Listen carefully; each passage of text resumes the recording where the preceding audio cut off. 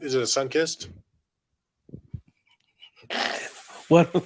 Welcome to a tremendous start to our pregame show.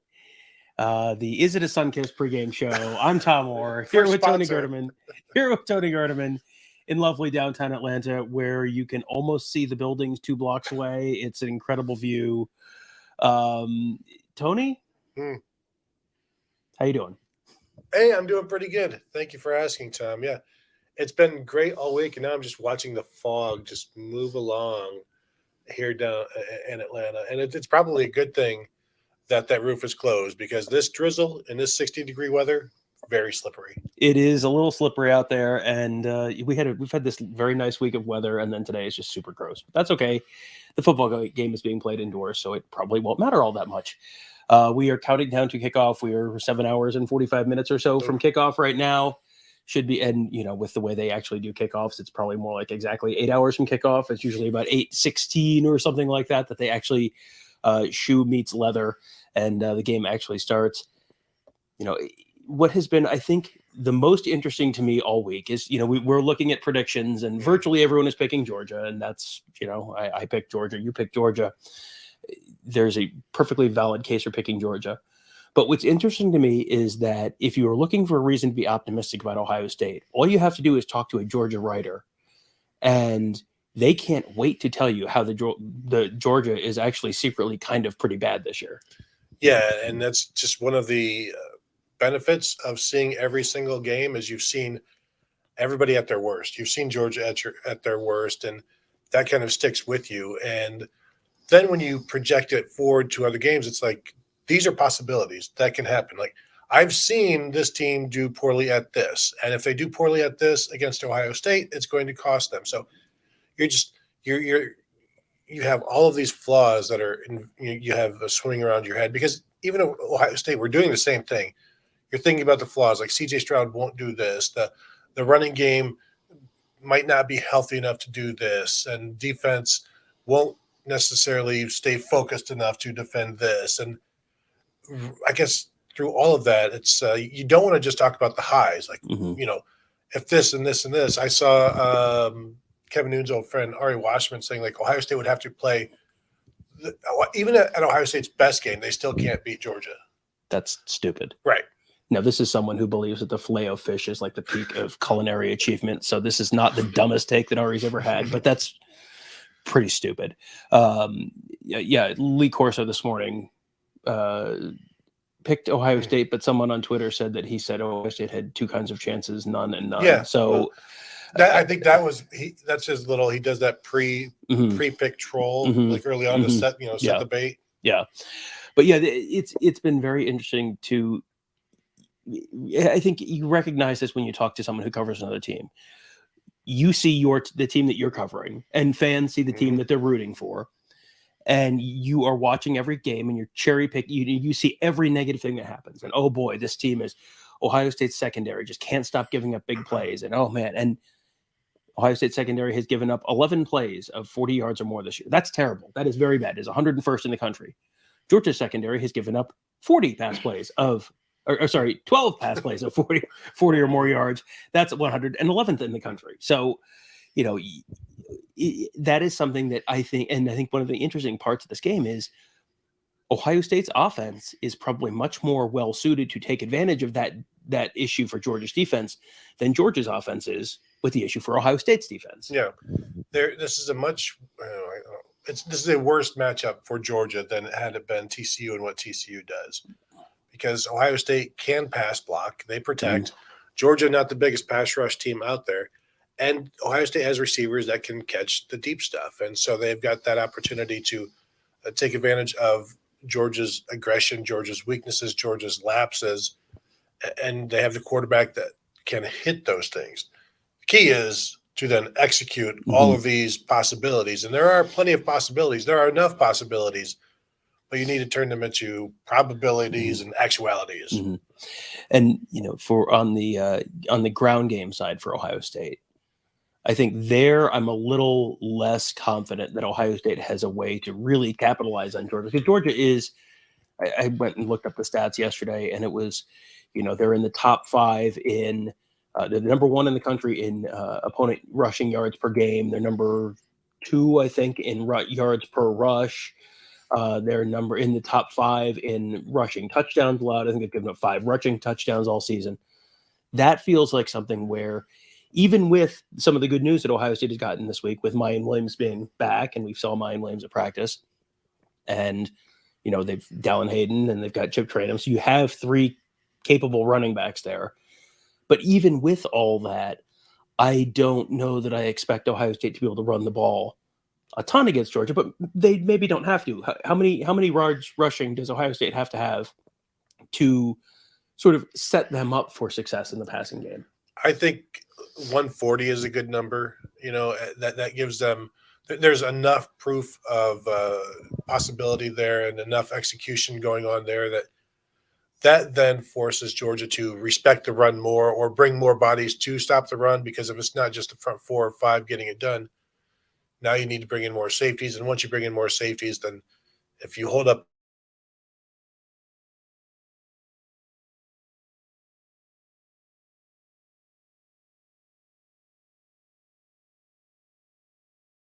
you're running, and then that even makes the deep shots more able to hit. All right, we got a super chat from Mike Farino. Jaden Ballard might be the most important wide receiver for OSU if he can take the top off a couple times. It makes it so much more difficult to guard Marvin and Emeka Egbuka. And I would 100% agree with that. I think that's something that is a real opportunity. He's someone that our Alex Gleitman had heard, doing really well this month. So I made a point during media day to ask. I asked Marvin Harrison about Jaden Ballard, and he was really effusive in his praise. And it's like the lights come on. It was, he's coming a long way. And I asked Kevin Wilson, and it was kind of more like, yeah, he's doing pretty well, and he's going to be a difference maker next year. Which was like, well, that doesn't sound like they're necessarily viewing him as a difference maker this week. And then Brian Hartline just kind of talked about like, well, yeah, all the young guys have a bunch of stuff to work on. And it was just kind of like, I went in thinking like, man, this is maybe someone who's going to be a difference maker in this game. And then the coaching staff started to talk me out of it. But, are they necessarily going to say, yeah, we think he's going to be a big part of the game plan? No, they would not. So it's one of those things where it feels like that's the answer they're going to give me if he is a part of the game plan, and that's the answer they're going to give me if he's not a part of the game plan. What a waste of a question. Yeah, exactly. So it was, I agree in theory. I think he is the kind of receiver who, again, we have not gotten a chance to watch. When was the last? I think the last time we saw Jaden Ballard have a football thrown his direction was like the Akron game. Yeah. So this year, I mean, maybe in the Indiana game or something, but I mean, not much. And, we don't get to watch practice. So, how is his blocking? How are his hands? How is his route running? The answer is we kind of don't know. Where did he have the long catch this year? Sorry. That was the, was it Toledo? It was Toledo. Yeah, it was Toledo. Yeah, it was not the Akron game. It was Toledo. Yeah. Two catches maybe. Yeah. But, I could see them. You could use him like they did Jamison Williams in 2019 to clear everything out for Olave and Garrett Wilson. But then also, gosh, in 2019 or 2020 against Clemson, when they actually threw it to him, and you execute that way. I'm sorry, they used him in 2020 more than 2019. But I think Jaden Ballard at this point can run down the field. Yeah, and it could surprise some people because how much are they really focusing on number 9?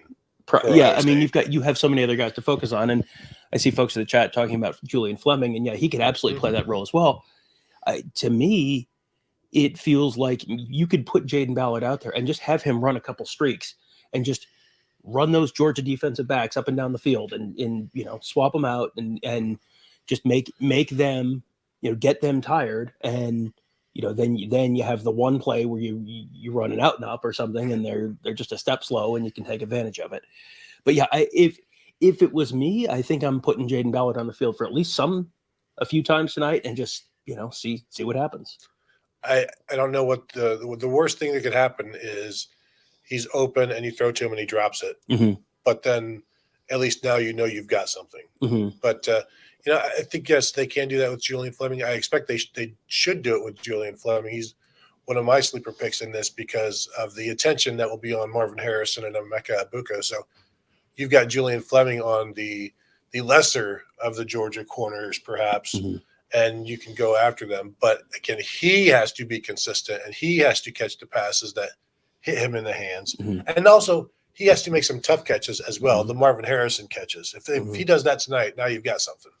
Super chat from Todd Gump. Who do you think leads the team in carries today and doesn't make a difference in the outcome? That's an interesting question. I think, have we both agreed that it's probably Mayan with around maybe 12 to 15 carries? Yeah. And does that make a difference? I think it makes a difference in keeping Georgia's defense from just attacking the passing game.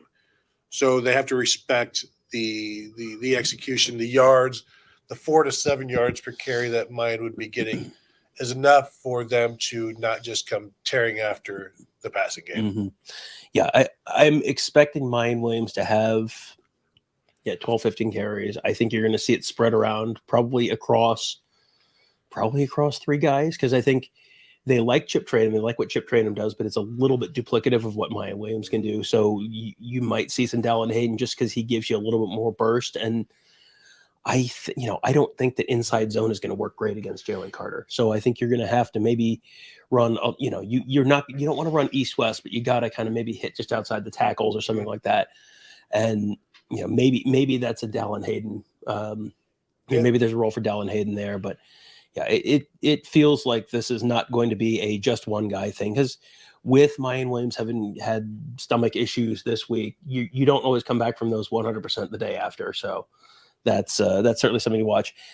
Sam Scheidegger wants to know, where did the lore of 17 and 34 come from? He's new here.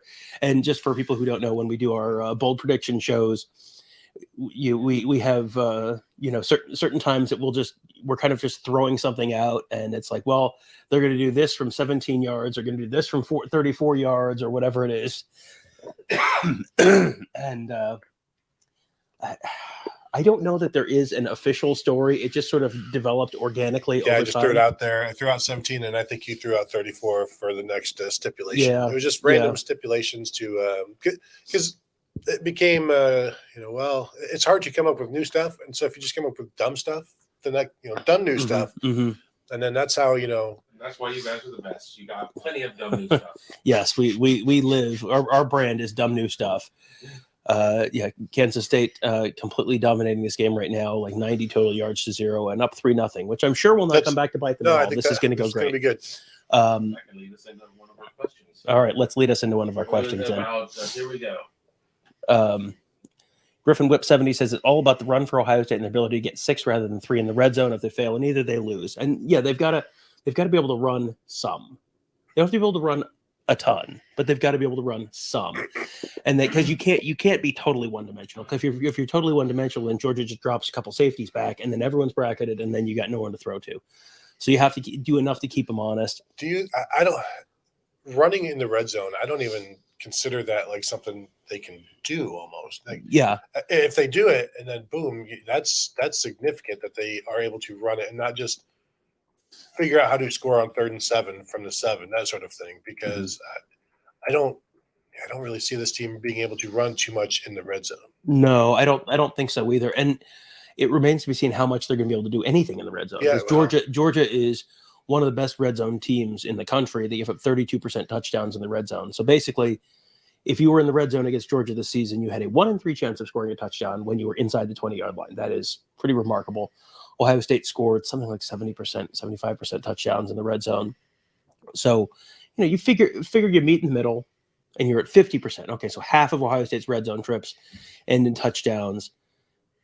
What are they down there? 4 or 5 times, something like that. I mean, it feels like if they're down there 5 times, the difference between winning and losing could be, do you get 3 touchdowns out of 5 or 2 touchdowns out of 5? Are you at 60% or are you 40%? We talked on yesterday's show about the fact that one of the little life hacks is just the best way to not get stopped in the red zone is to not enter the red zone and just score from 40 yards out. So you should consider scoring from 40 yards out, and I'm sure they're going to try and do that. So, but yeah, it is not going to be easy for Ohio State, and points are going to be precious, and you've got to get those 7s anytime you can. Super chat from King Bronco. Want to say y'all ain't us, but got dog tongues open. I don't even know what that means. On to the next one. On to the next one. Bronco. Who would win the Dr. Pepper can toss, Tom or Todd? Well, now we have had a bit of a bar Olympics going on this week, and are we tied at like 2-2? Like, because I won at darts. You won at darts. Yeah, you won at darts. I won at shuffle puck. I won at this skeech, which is like a kind of like shuffle puck, but you got like big ball bearings, and you're trying to drop them in holes on the other end of the table. So I think you're up 2-1, but you won't shoot me. You won't shoot some pool with me. You didn't ask me to. I beat you in Papa Shot too. We have gone way back and forth on Pop Shot. There's like not been like one. The last time we played Pop Shot, I destroyed you. It was like 26-13. You remember this? You're live on camera right now. So if you want to count the last time we played Papa Shot, then I think it is 2-2. Sue says she's got to go with Todd. Now, if it's match of which, I'm going with Tom. That's fair. I almost drank out of my microphone. I don't know why Sue would say that. Todd says never bet against a Todd. He's a Todd with 1D, so that's different. Yeah. Better than me. Nope. Just while we're being silly. Adam says, can we get a Noon versus Ari boxing match? Man, that would have to be one round at the most. I wouldn't mind seeing like 18 rounds of that. Now we're giving Ari crap. That's we can because we know him, and we also do the same thing for Kevin. But also, you don't know me. Also, the stuff with Ari comes from a place of fun. The stuff with Noon is just, vile poison, rat poison. I tell you. Carl Sagasser, 25-25. Vegas line dropping down to -5.5. I saw that. Yeah. The line is dropping in Ohio State's favor. It started at 6.5 or 7, was kind of hanging there. It's now dropped about a point. But also, like 70-something% of the money is coming in on 77% of the tickets are coming in on Georgia. So yeah, I was confused by that. Well, it's just there's a lot. There's the public is in on Georgia, and there's more big money probably coming in on Ohio State. So, I mean that's one of those things where they wouldn't be able to build big shiny casinos if the public was consistently great at this, but sometimes the public's right too. So yeah, I think that is noteworthy that more people are betting on Georgia, but yet Vegas is like, no, we need more people to bet on the Yep. Jeremiah Yoder says, who's winning a cake and ice cream eating contest? I have not had. Oh no, there's one piece. I think I had one piece of chocolate cake. I haven't had no ice cream. Yeah, they've had a lot of different cakes. I'm just a chocolate cake guy. And some of this, the problem with the bowl hospitality, sometimes it's too fancy. Just too fancy on the desserts. When a chocolate, just go to Kroger, go to Food Line, just bring us some chocolate cake. I meant to go to Murder Kroger while we were here, and we haven't done that. What is that? Murder Kroger? Yeah. Oh, you're not familiar with Atlanta lore? No. Oh, there's a Kroger. Oh. There's a Kroger where someone got killed, and then someone else got killed a couple of years later, and it got dubbed Murder Kroger. And then the Kroger Corporation knocked it down, rebuilt it in maybe a slightly different location or something, and was very disappointed when people continued to call it Murder Kroger. It's one of those like Atlanta. I think it's something that comes up in rap songs sometimes. But yes, it is a very popular Atlanta reference, Murder Kroger. And I thought we were coming down here. I wonder if we could drive around and just hit some of the Atlanta hotspots, such as Murder Kroger. But we have not done that. Yes. Here instead, we've been busy working and talking about College Football Hall of Fame, Murder Kroger. Yes.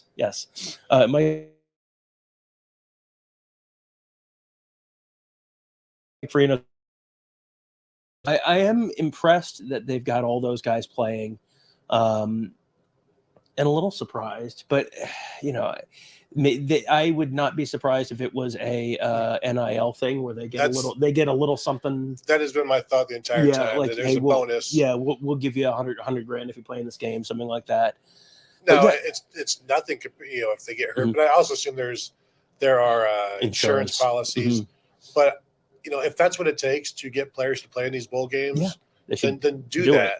And I think that's one of the good things about the playoffs expanding to 12 is that you'll have fewer and fewer people missing big games, and you'll get to see more of the great players longer. And until Tom, people start opting out of the playoffs, which will happen at some point, probably. That's going to be fascinating to watch over the next few years. At what point does making the playoffs stop being an accomplishment? If you ask Ohio State fans, it's already stopped being an accomplishment. Then the other thing, there's never been a Final Four banner for college football. Right. There is for basketball. Yep. But for football, it's almost like it's not as big of a thing, and I think it should be. As we watch Alabama and Kansas block. State. Yeah. All right. Mike wants to know how our allergies are holding up after the deep freeze and spring temperatures. I don't think it's allergies. I think I sat in an airport for 7 hours around 100,000 other people in Houston and picked up whatever creeping crud someone had. So it's been fine. Nothing kind of powered through it, and neither of these guys seem to have caught it. So that's good. I wouldn't say that. You guys and your weak constitutions. Kevin, you cry at night, so I don't even want to hear it. Because you're mean to me all day.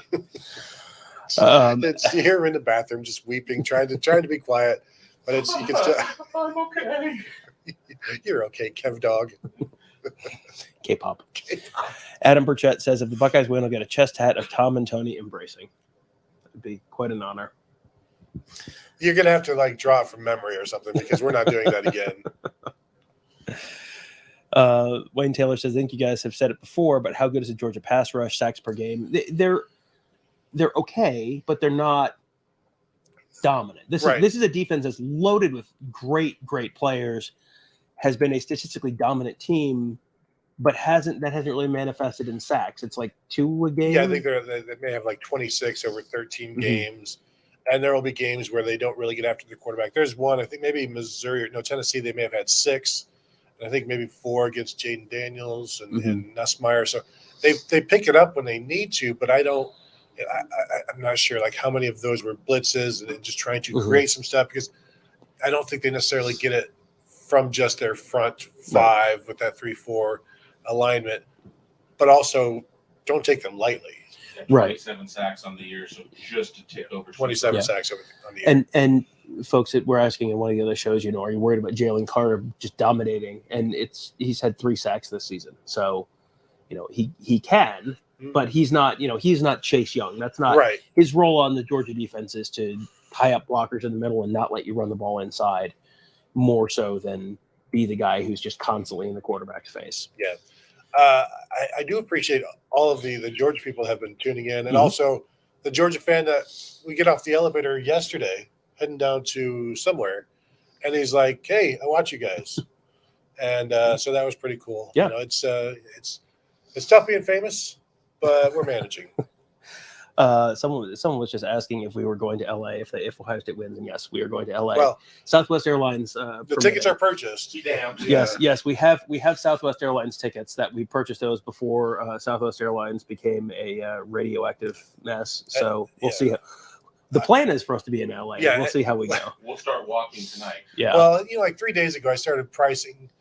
Amtrak, people were saying was $1,800, and then I priced a private bus coach that would seat up to 49 people, and that came in at about $36,000, including the driver. Now, you would have to put the driver up in a hotel, or maybe 2 drivers. I don't know if one guy drives that whole thing, and if there are laws about, like there are with truckers, you can only drive so many hours.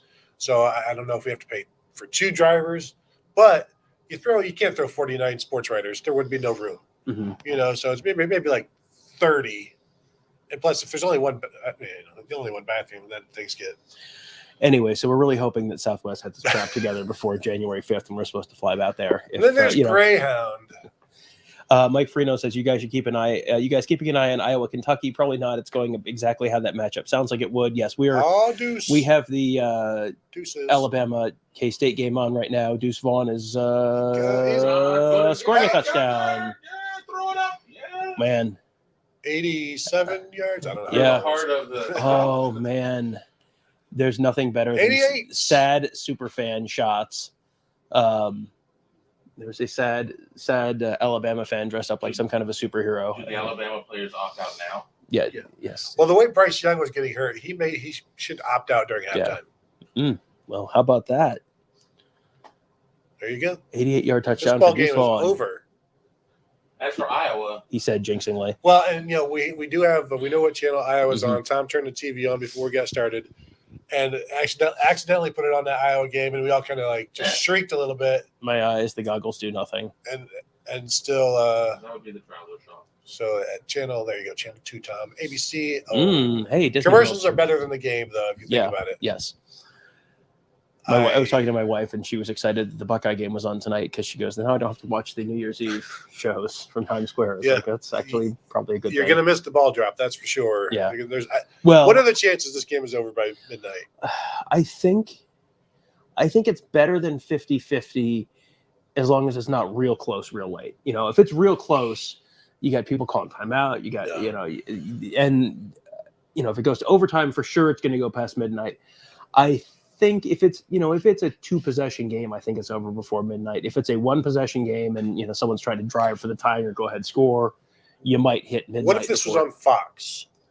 Well, you know what? ESPN, I don't remember what ESPN pays for the college football playoff every year, but it's hundreds of millions of dollars a year. I'm wondering if this is going to be a 4-hour thing because of all of the ads. And you got to remember, again, it's listed at 8 o'clock. Yeah. 8 o'clock on your TV guide. At 8 o'clock is generally, they're up there, and then the teams run out at 8:06. And then they do the national anthem at 8:09, and then they do a commercial break, and then they do the coin toss, and then do a commercial break, and then they kick the ball off at 8:16. Was it the Georgia-Kentucky game where there were like 4 possessions in the first half because Kentucky's first 2 possessions took up, like 15 minutes total? Yeah, it was. I think Georgia had the ball. Had 3 possessions. Yeah, Georgia had 3 first half possessions in that game. Yeah. So like Georgia can keep the ball a long time and be okay with that. And Ohio State, I don't think that's going to be their plan in this one. It's not necessarily. I've compared this to Rocky versus Clubber Lang. You're not looking to go 15 rounds. You want to fire away, and if you lose the time of possession, I don't think you really care.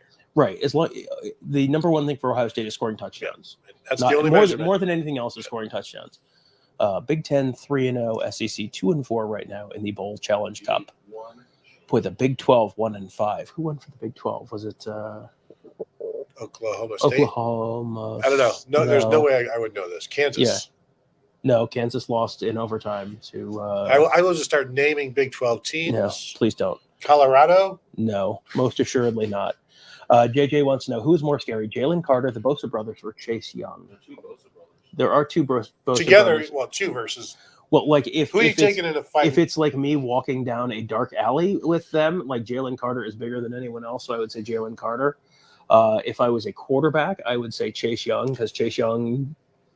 He was the best we've ever seen. Now, Nick Bosa, if we had gotten to see him the entire 2018 season, then maybe because he was already lighting people up, and you see what he's doing in the NFL right now. If he could have played healthy that year, I think he would have been supremely special. But Chase Young was the best. I think he had the best individual season I've ever seen at Ohio State defensively. Your Big 12 lone winner would be Texas Tech over Ole Miss. Oh, that's right. Yeah, Texas Tech beat Ole Miss. Yeah, another loss for the SEC. Well, they didn't want to be there. So did he fair catch that? Yes, he did. Yeah, we turned on the Iowa-Kentucky game. Do you think this 96-yard drive? The first play was a punt. So now we're done with that. The first play. You know what? Let's just punt. Long. Ouch. 3rd and 10. Long run by Jahmyr Gibbs. I think, right? Yeah. Or a long pass to Jahmyr Gibbs, I guess. I don't think you're allowed to do play-by-play. Yeah. Jackman asking CJ over under 1.5 picks. Ooh. Over under 1.5 picks. I'm going to go under. I'd go under, but I would go over 0.5. Yeah. Picks. Yeah. Now, would I be shocked by 2? No. Especially if Ohio State is down in the 4th quarter and you're trying to, because we've seen that throughout his career where you're I mean, that's any quarterback. You're trying to force stuff to get some stuff downfield, and that can leave you vulnerable. I will say if it's like a 1-score game, I think it's just 1. I do expect 1 to happen at some point. Yeah, 1 will happen at some point, and we have seen Georgia be opportunistic with interceptions and picking balls off of, there was one in the SEC championship game that went off a receiver's helmet helmet, and In they picked foot. it off. Yeah, Georgia's defense is pretty opportunistic, but if CJ Stroud throws 2 picks, that's not automatically a bad thing to me from Ohio State's perspective, because that means it could mean they're being aggressive downfield. It could just be and punts. You throw one downfield, 40 yards downfield on 3rd down, and gets picked off. Right. That's Big whoop. I would, as an Ohio State fan, not.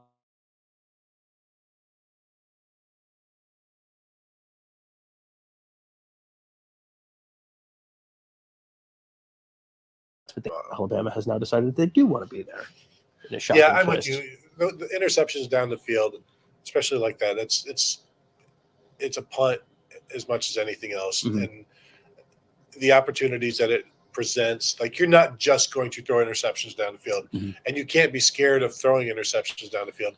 And if you throw one down the field, you can't let that be like, you know what, we better not do this anymore. Right. Well, this is sort of the flip side of the Jim Knowles. We're going to give up. Yeah, we know that we're going to give up a certain number of big plays a game, and that is sort of the trade-off that we make in order to play aggressively. You accept a certain level of negative plays in order to get the positive plays. That's just kind of. It's not going to be perfect today for Ohio State. This is not going to be the first half of the 2021 Michigan State game. Ryan Day wants to swing away. What happens when you swing away? Sometimes you miss, sometimes you pop it up. But if you keep swinging, you swing for the fences. If you've got skill and you've got the ability and you've got the players, you will hit some out of the park. Odysseus 2002 says, if Ohio State wins, Tom and Tony need to be doused in ketchup and mustard at In-N-Out Burger. What? Doused? Like Duke's Mayo Bowl. We talked about that. Is that with the national championship win, or just if they get there? Because I feel like I think if they just get there. I think if Ohio State wins the national championship, we should take Tony to the beach and douse him with a cooler of ketchup. Why me? Ketchup. Hello. Yes. Are you unaware of your brand, sir? No, I am painfully aware. Randy Payne says, "Go Dogs" from Tifton, Georgia. Hello, Randy. Thanks for watching.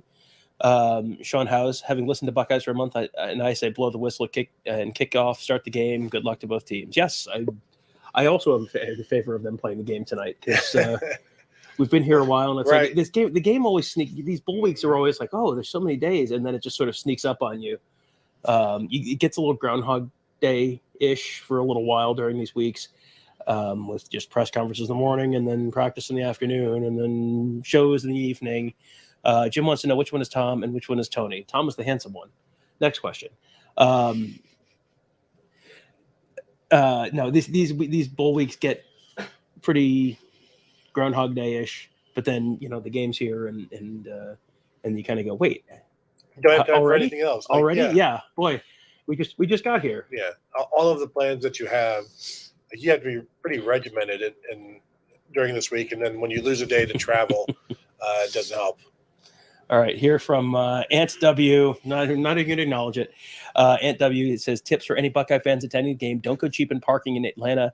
Made that mistake last year at a Falcons game and saw us shooting 5 red lights from the stadium. Yeah, it is. The downtown area has been pretty okay. Like, I have not felt unsafe at any point down here, but. Yeah, I mean, you probably want to stay closer to the stadium, or, I would assume there's probably parking over kind of towards our hotel, which is east of the stadium, like towards CNN, like that area with the aquarium and all that, and Centennial Park. That has all seemed like a pretty safe, very publicly well-traveled area. I was talking with another beat writer, and he was telling me about, I think yesterday morning he was walking back from somewhere. A lady starts saying, trying to talk to him like, hey, and he's like, just keeps walking, and it's like, hey, and then she starts walking after him and is yelling at him, and then he's like, my brisk walk, get going as fast as possible. I don't know you, but yeah, we've all walked around a little bit, and there's a lot of neat stuff around here. Yeah, it's a nice. This is a touristy enough area. And I think this is where, I don't know exactly where they do the drop. Like, they do a ball drop here that's a peach. And I don't know if it's off the mast on the top of our hotel. I have to look that up, where they actually drop that. Maybe if anyone knows, throw that in the comments. where they do the ball drop. That's a peach here, what building that's off of.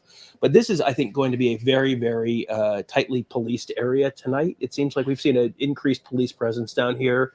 I think in anticipation of that, I assume that they had, they base that at a Centennial Park.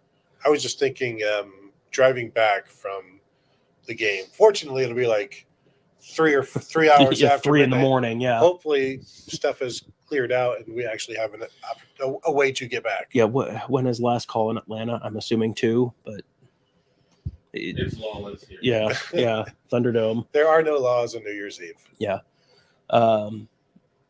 King Bronco says Tom Orchard for POTUS, a great man. Tony Vice President Noon, Secretary of State. That's tremendous honor. Release the emails, Kevin. QAnon. Nope. Brad wants to know if we checked out Underground Atlanta. We have not. We have not done a whole heck of a lot other than working and it's like we'll have an hour in the afternoon and we'll go, like I'll go walk around. I walked up to Georgia Tech the other day just to check that out. But yeah, we have not had like long blocks of time where we've been like go to the aquarium or something like that. And then later in the week, it's like I have some time, but this is an awesome time for a nap. With the afternoon nap because everything starts catching up with you. Steve wants to know, have you guys talked about the hidden camera yet? We talked about it a little bit on yesterday's show, and I think we haven't gotten any of this in like a reportable format. Right. So we haven't written about any of this yet, and it's kind of like based on the different things you're hearing from different people, I would say I feel more than 50-50 that 100% that they did a sweep of the stadium, more than 50-50 that they found something, but less than 50-50 that it was something that was as diabolical as was sort of implied on in the initial report. Like you can get people to talk about security stuff, you can get people to more or less say that they found a camera. You can't really get anyone to say that with any degree of certainty that it was transmitting to anyone, or that there's anyone had the idea of the origin of it or whatever. It was just like they found it there, and then they may have found it there before they even did a practice, and so it really didn't matter at all. So it's like there's probably something to it, but I don't know that I would read into this, at least based on what we know right now, read anything super huge into it. And maybe the only way to get an answer from Ryan Day is if Ohio State wins, then he might address it. Mm-hmm. Because if they lose and you ask him about it, it sounds like he's making there's excuse making or something, or you're saying that's the reason you lost. But it would be interesting to hear his thoughts on that, because again, it is a huge building, and I think if you wanted to get something in there and you knew how, you could get something in there. Yeah. Because, okay, you've swept it. Once you sweep a room, boom, that room is clean, and I can go put my camera in there. Yeah. And they had signage all over the place about, and no employees could have access to any areas where you had any sight of the stadium bowl, and no cameras, no anything like that. They had all sorts of stuff in there about that. So, I mean, they were very cognizant of that as a potential issue. And they were pretty careful with when we were going in for practice, like counting how many media members were there, and then making sure they had the same number leaving before they considered the building clean. Parker Seymour says the line has dropped to 5 now. It was at 6.5, 7 earlier, and then it was down to 5.5. Now it's down to 5, with Georgia having a ton of the tickets on it. Like at one point, it was like 80% of the bets, which are like $20 bets, $40 to $50 bets, were on Georgia, and then, but still the line is dropping towards Ohio State, which is probably are putting the money on. Yes, a lot of sharps is actually the term, not smarts, but that's okay. Smart people. No, smart is also like a wrestling thing. I know a lot of people with a lot of money that are just not very smart. Yeah. Eric Irvin wants to know, what's the Buckeye schedule look like today? Meals, meetings, arrival at stadium. They did a walkthrough at the stadium this morning around 10 o'clock. Then they go back to the hotel, meetings, lunch, whatever. They usually get to the stadium about 2 hours before the game. That's sort of their typical time frame. So, expect them at the stadium around 6, and then we will see them, they'll come out for warm-ups and all that kind of stuff. But yeah, they did a walk through the stadium earlier this morning, and then back at the hotel now.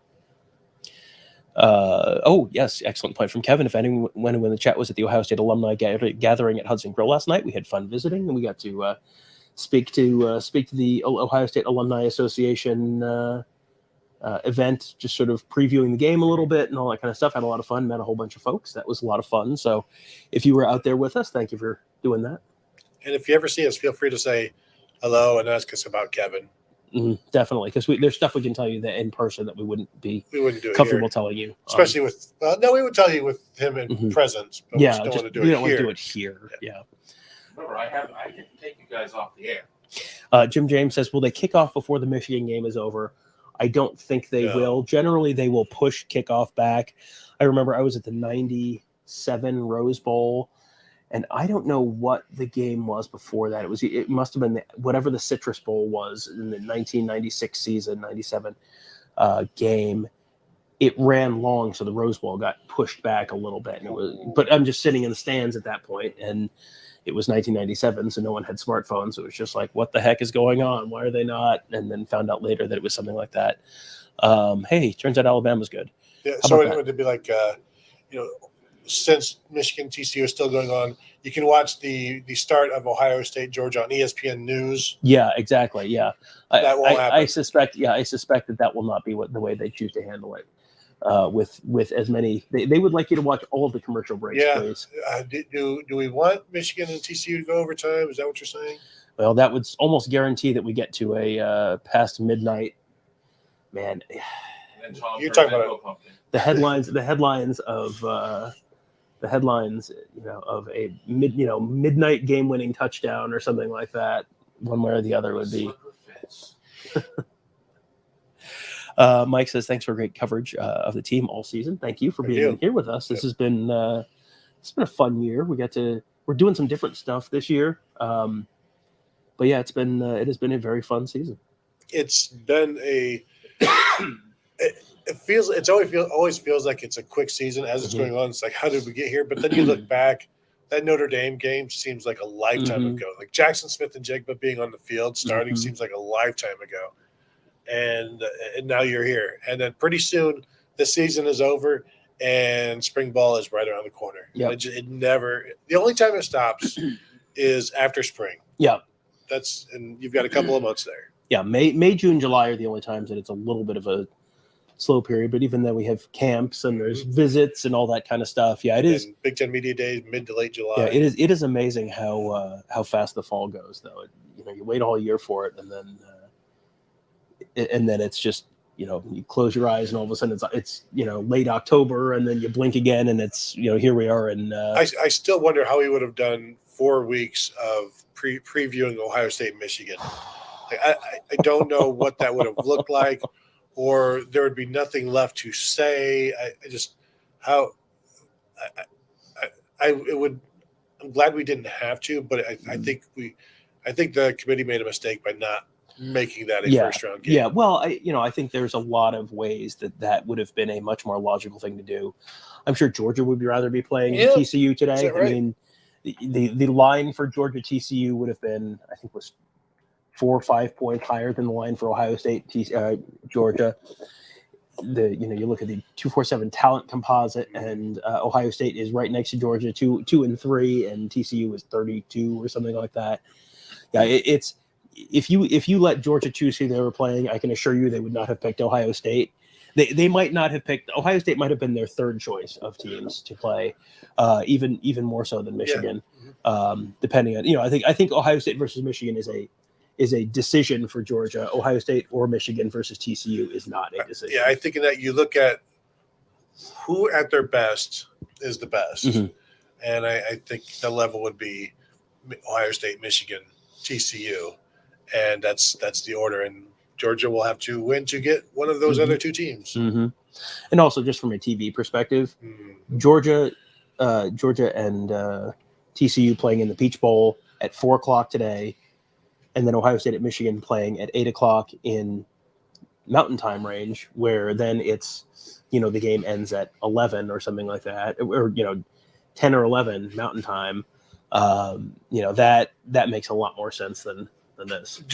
What do you think about the people who say the big game should be at 4 so that everybody stays and watches it and the ratings are there, and you're leaving some ratings on the table by having this game in the evening when people are going to be leaving for like the fourth quarter to go do their thing on New Year's Eve? Still, I mean, especially in the world, The youngs.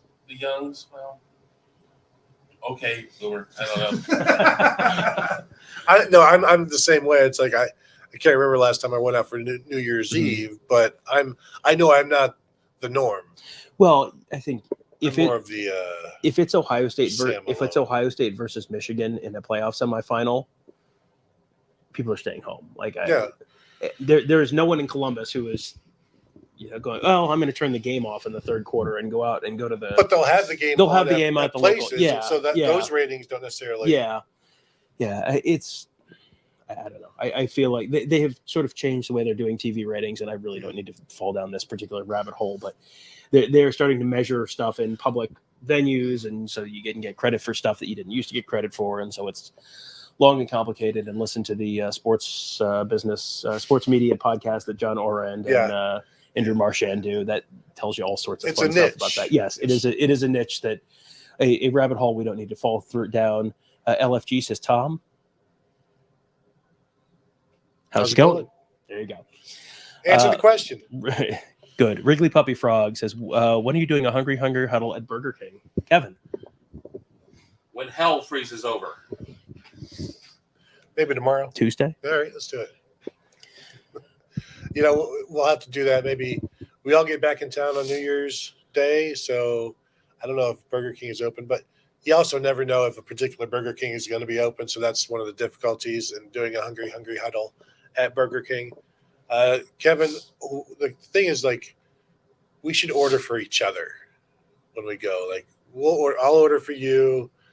You order for Tom. Tom orders for me, and we'll get you something nice. Don't worry about it. 17 orders of onion rings. Sauce? No. Mayo.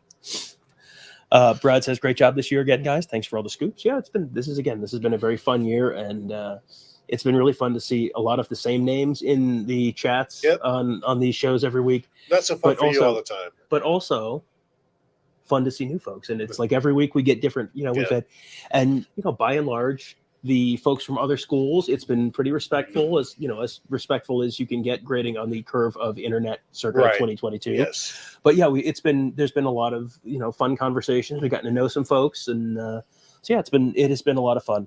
Need More Cowbell says, how long will Kevin remind Tom and Tony that he picked a winner? And Tony and I picked Georgia for tonight's game. Kevin picked Ohio State, and I don't think it'll come up. Yeah, it feels like something that people will forget if we're incorrect. So it'll be fine. Yeah, but also, if Ohio State does win, we will say, well, we told you all of the ways that they could, and they did that. Mm-hmm. Yes, which is all of which is true. Yes. So there you go. Yeah, we have talked about that in. That's how you cover your bases. There you go. Kevin, meanwhile, is just out over his skis, saying Ohio State's going to win. He has no rhyme or reason for it, other than other than his 400-word write up in our staff picks. I have one reason. Come on. Come on. Thomas Rossetti says only sports can provide the sustained intensity of pulse in games like tonight's. I'm expecting this to be a fairly intense environment. I think very intense, just based on seeing a couple of games from this stadium or on TV where Georgia has played, the Oregon game, the SEC championship game. It's just constant noise. And now you're going to add Ohio State fans into that. Mm-hmm. And, maybe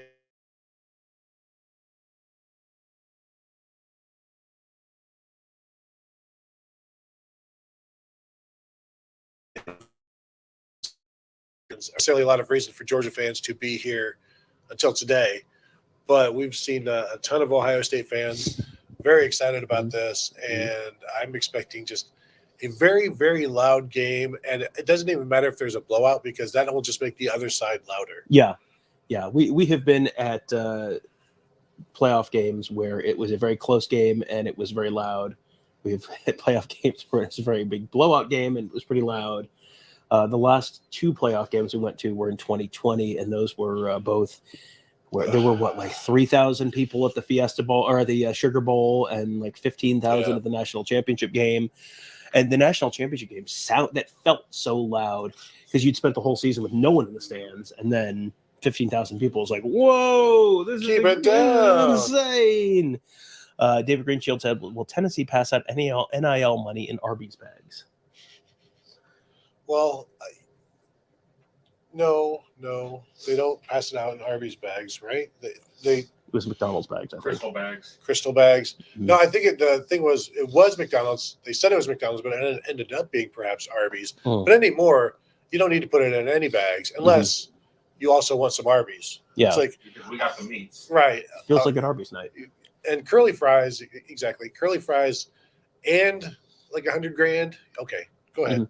Put it in there and let's go to town. Can I get a Jamocha shake with that? It's not even a real flavor. It is to me, damn it. What is Jamocha? Neither is Shamrock. It's Jamocha is I agree. Jamocha is like a coffee chocolate. It's What's like what's I know mocha. What's Ja? it's from Jamaica. Where in Jamaica? Right near the beach, boy. So Eric, is it like a Jamaican jerk, like and chocolate? yes, exactly. That Like sounds that. terrible. Eric Montoya says, "Thanks, Tom, Tony, and Kevin. Appreciate you, fellas. Thank you, Eric. Thank you, Very- and I thank you on Kevin's yeah. behalf as well because we don't want him to talk. Kevin, stop it. Pate Scott says, "You guys look like experts on curly fries. I'm going to take that as a compliment, as I'm sure it was intended." Sue says, "Arby's is dead to me since they discontinued their potato cakes." I didn't realize they discontinued their potato I cakes. didn't know that either. You mean hash browns? Delicious. They were basically like hash browns, yes. Yeah. Well, we can't call them hash browns. That's not fancy enough. Music for me 007 says, how come nobody's talking about Ohio State's freaks of nature on their defensive line? I think it's the key to the game. They're actually healthy at this point. I think they dominate. And I think that's a very good point. it's a real possibility. Georgia's got a good offensive line. So, I think they could – I don't think they're going to completely dominate the line of scrimmage, but if they can keep Georgia from dominating the line of scrimmage, that will put Georgia in a spot that they haven't been in a whole lot this season. We saw Missouri have a lot of success against the Georgia offensive line, which was surprising because you really didn't see that from many of the other teams. But if I think the return of Mike Hall, if Mike Hall can play 30, 40 snaps for Ohio State tonight, he's potentially a difference maker because you saw him against Michigan State. He played 7 snaps and had 3 sacks or something ridiculous like that. If he doesn't have to have 3 sacks and 7 snaps, but if he has 1 sack and he gets a couple pressures and you get something out of JT Tuimoloau and you get something out of Zach Harrison, you get something out of Jack Sawyer, okay. And, if you can kind of tie up the middle of the line and make it hard for them to run the ball inside, okay. It feels like Ohio State has the opportunity to at least play the Georgia offensive line to a stalemate. And if they do that, that's going to make things a little more difficult on Georgia. Georgia has one of the best centers in college football, and that's going to be a fun matchup to watch with him and Mike Hall. Ty Hamilton, who we don't talk about enough, has been starting at nose tackle while Mike Hall gets better and gets healthier. I think now both of those guys are comfortable playing.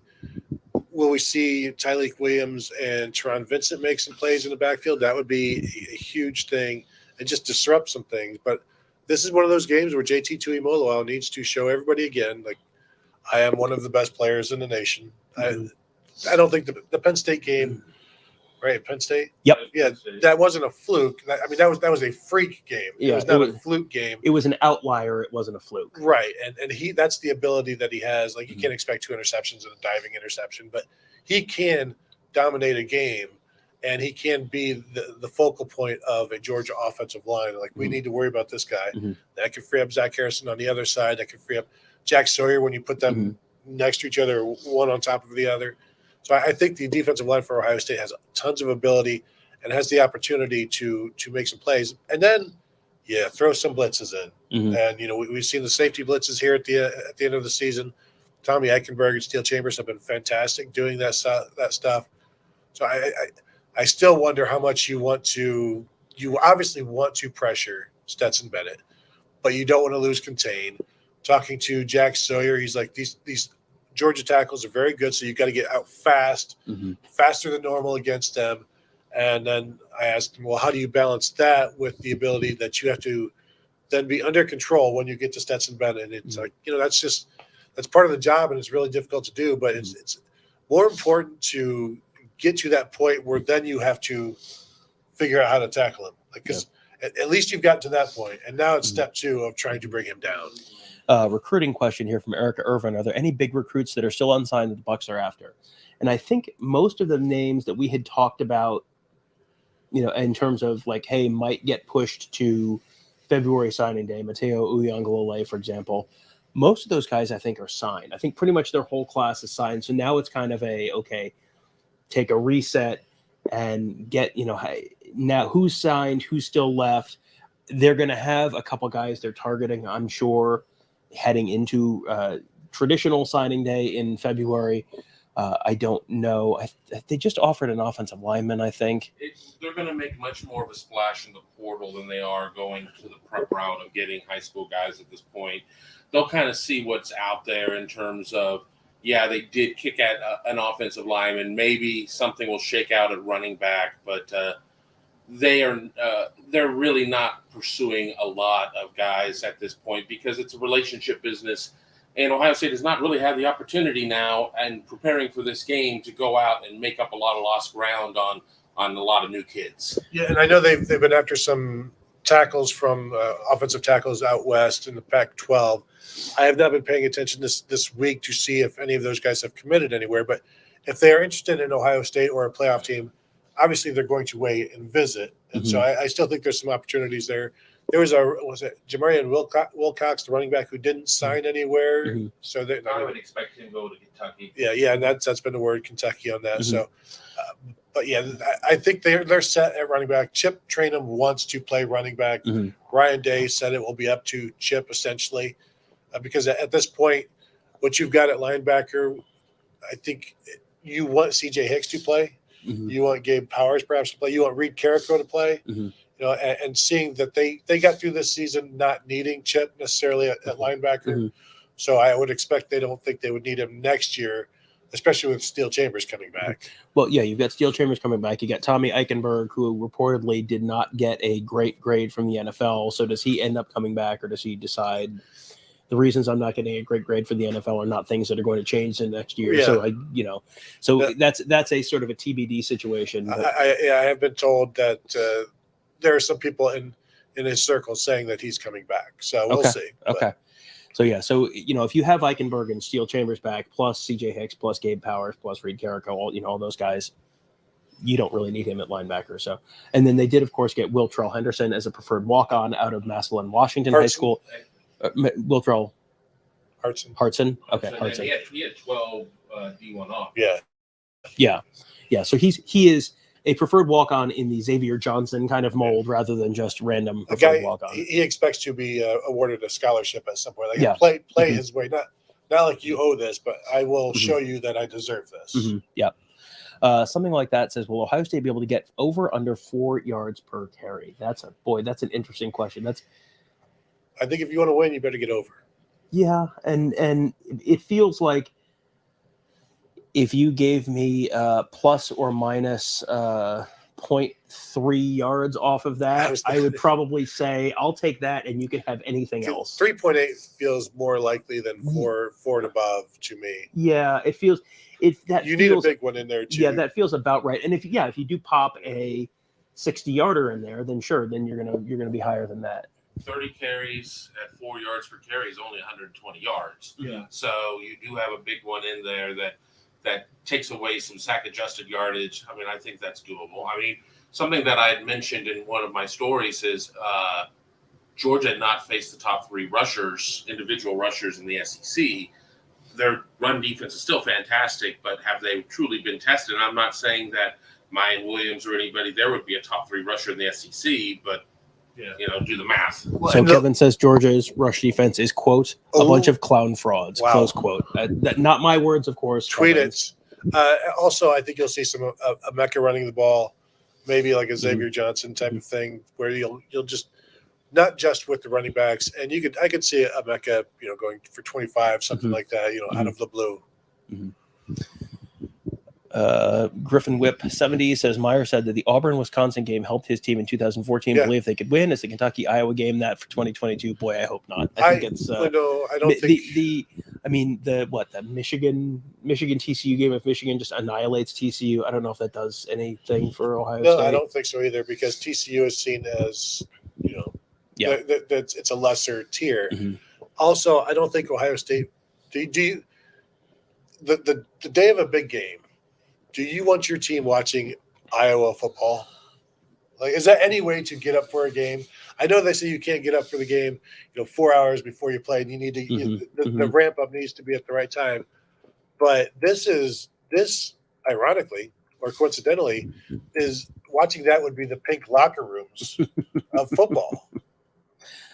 Check on that score right now. Let's see. For the 14-0 Iowa over Xavier Wonkla pick 6. Oh my! Well, that ball game is. I don't want to say it's over because Iowa will still throw an interception at some point, right? Yeah, probably. Well, if they ever throw the ball ever again, can you get it? Iowa might just start taking a knee here with a You've got an two-touchdown Australian lead. punter. Use him. Yeah, That's looking bad. Oh, almost blocked a punt too. Goodness, it is just. Oh, come on, man! Kentucky ran through the Iowa punt returner. Now you got to take a shot. That's just running an ISO. That's taking a shot in the Iowa offense. Let's go deep. Okay, we're gonna run power, you guys. Nicolette Emerson wants to know: are there a lot of Buckeye fans? We have. Yes. I mean. We're going to provide some context before you give the answer. Well, no, I'll give you the answer first. Yes, it's been like what we've seen on the streets has been 75% Ohio State fans, maybe more over the last few days. More. Now, here's the context. The Georgia folks all live here. The Ohio State folks are in from out of town. So the Ohio State folks are in here a couple days early. A lot of the Georgia folks are just going to drive in day of the game or got here last night. I'm seeing Georgia fans on the elevators at the hotel confused about how the elevators work because you have to use your key card. Because you have to use your key card, and some of them work differently than others. Apologize. But it's like this is how I know you just got here, because after you've been here a day, you figured it out. But we've seen a bunch of Georgia fans in the last day or so confused about how the elevators work because they just got here, and so yes, there has been many more Ohio State fans here this week than Georgia fans. However, I'm expecting 65-35, 70-30, something like that tonight. Because again, this is if you played this game in Mansfield, what's the equivalent of here from Athens? You play this game in Mansfield, Ohio. Guess what? Upper Sandusky. Yes, there would be more Ohio State fans than Georgia fans because there are Ohio State fans all over everywhere, and they can just drive in for the day, and they don't have to try and fly when no one can fly and get an expensive hotel and yada yada yada. A few days back, I was trying to explain to an Alabama fan how the escalator worked. Whoa! So, why's these stairs moving, friend? Jeremiah Yoder says, between the three of you guys, plenty of whipped cream in a pie eating contest without using your hands. Who wins that one? Bring a tub of whipped cream for that one. I don't like whipped cream. Tom's going to win. I don't like whipped cream either. Oh, well, then it's a pointless. Go. All I need to do is eat one mouthful and I win. So is whipped cream a condiment, or is it just a topping? Is there a difference? Topping. But can a condiment be a topping, or does it need to be a dip? And is a dip different than a condiment? But you put hot dog on top. You put hot dog on top of ketchup. But that's a topping. With his brain working wonderfully. You put. But it's not relish. But I mean, you put relish. You don't dip in relish. You don't. It's like a nacho, right? You take the hot dog and you dip it in the relish. Word for you, whipped ketchup. Boy, is whipped cream a condiment? Now this is. But you don't dip it in. You don't dip anything in whipped cream. Do you? You don't. But you put it on top, and shouldn't a condiment be more widely used, though? I mean, you're putting whipped cream on pies. This is a great show. Brownies, I don't know. Brownies, ice cream sundaes. You can put whipped cream on. But a condiment seems to. Is pepperoni a condiment? No, topping. It's a topping. No, come on. The whipped cream is whipped creaming a condiment. That could be. It is absolutely. It is a question that I had never considered, but I think the answer is technically yes. It could be. That's fascinating. Cool Whip isn't It's a whipped topping, and it's not a whipped condiment. Well, they don't call it a whipped condiment, Right. but it still may fit. They don't call fit ketchup the, a condiment. it, Like this on is the bottle. this is a hot. Really cheap ones do.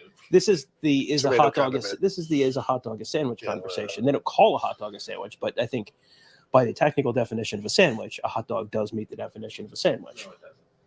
It's meat between sliced bread. But it's not sliced all the way through. So is a Subway sandwich not a sandwich?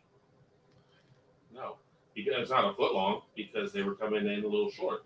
The foot longs were coming in short, and there's a lawsuit over that. Okay, so Kevin's changing the subject. So obviously That's I'm what right. you do when you've lost an argument. Exactly. Brett Swick says, does K-State staying close to Alabama give you guys any more hope for TCU? And will you get to watch any of the first playoff game before you before heading out to cover OSU Georgia? I don't know that this makes. I don't think Alabama is a tremendous team. No, Alabama has been a fairly flawed team all season, and this would not be the first time that an SEC team playing in the Sugar Bowl came out a little flat, and that does not mean it doesn't count. That does not mean this just shows they didn't care. So you can only count the wins. You can't count the losses. The interesting thing is they can't say they don't care because they have their stars playing. Right, all your stars are playing. So they nobody care. opted out. You care. Or do they just care, Tom? Yeah. About the NIL reward for playing? Maybe. But as far as the Georgia thing, we are planning. We're going to run this until 2:00 or give or take, and then we're going to be heading over to the stadium then, and we will get all our stuff all set up, and then be able to watch some of the Michigan TCU game, and then probably work, and then watch some of the Michigan TCU game. Get a pregame photo gallery up for you. I plan on watching all of the game because I consider that work. And then once that game is over, I will run to my computer to watch run to my seat to watch Ohio State. Because what else am I going to do? I need to provide context for the postgame show. How else are we going to know who won if I'm not there to say, let me check my phone? Mm-hmm. I forgot. Incredible. The hero we need, the hero we deserve. You're welcome.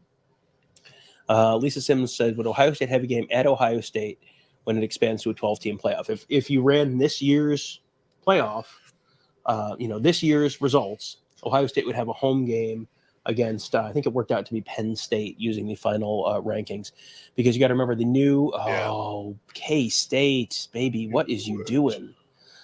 The way the new system works is the top 4 seeds are guaranteed to be conference champions. So that was going to be Georgia, Michigan, Utah, and K-State, I think, were the top 4. And so then 5 is TCU. 6 would be Ohio State. So you'd play the number 11 team, which would be Penn State. 6 TCU would play number 12 Tulane in the first round. So Ohio State would have had a home playoff game this year against Penn State. And, they could probably monkey with the results a little bit. And then Ohio State plays USC instead of Penn State or whatever it is. But, Ohio State hosting USC the first weekend of December in Columbus, or whatever it is, December 19th in Columbus, sign me up. Because this is also a USC program that has the annual game with Notre Dame. But when that game is played at Notre Dame, it's in September. And when the game is played at USC, it's in November. Yep. Yeah, that is very much a sign me up game. I would take that one.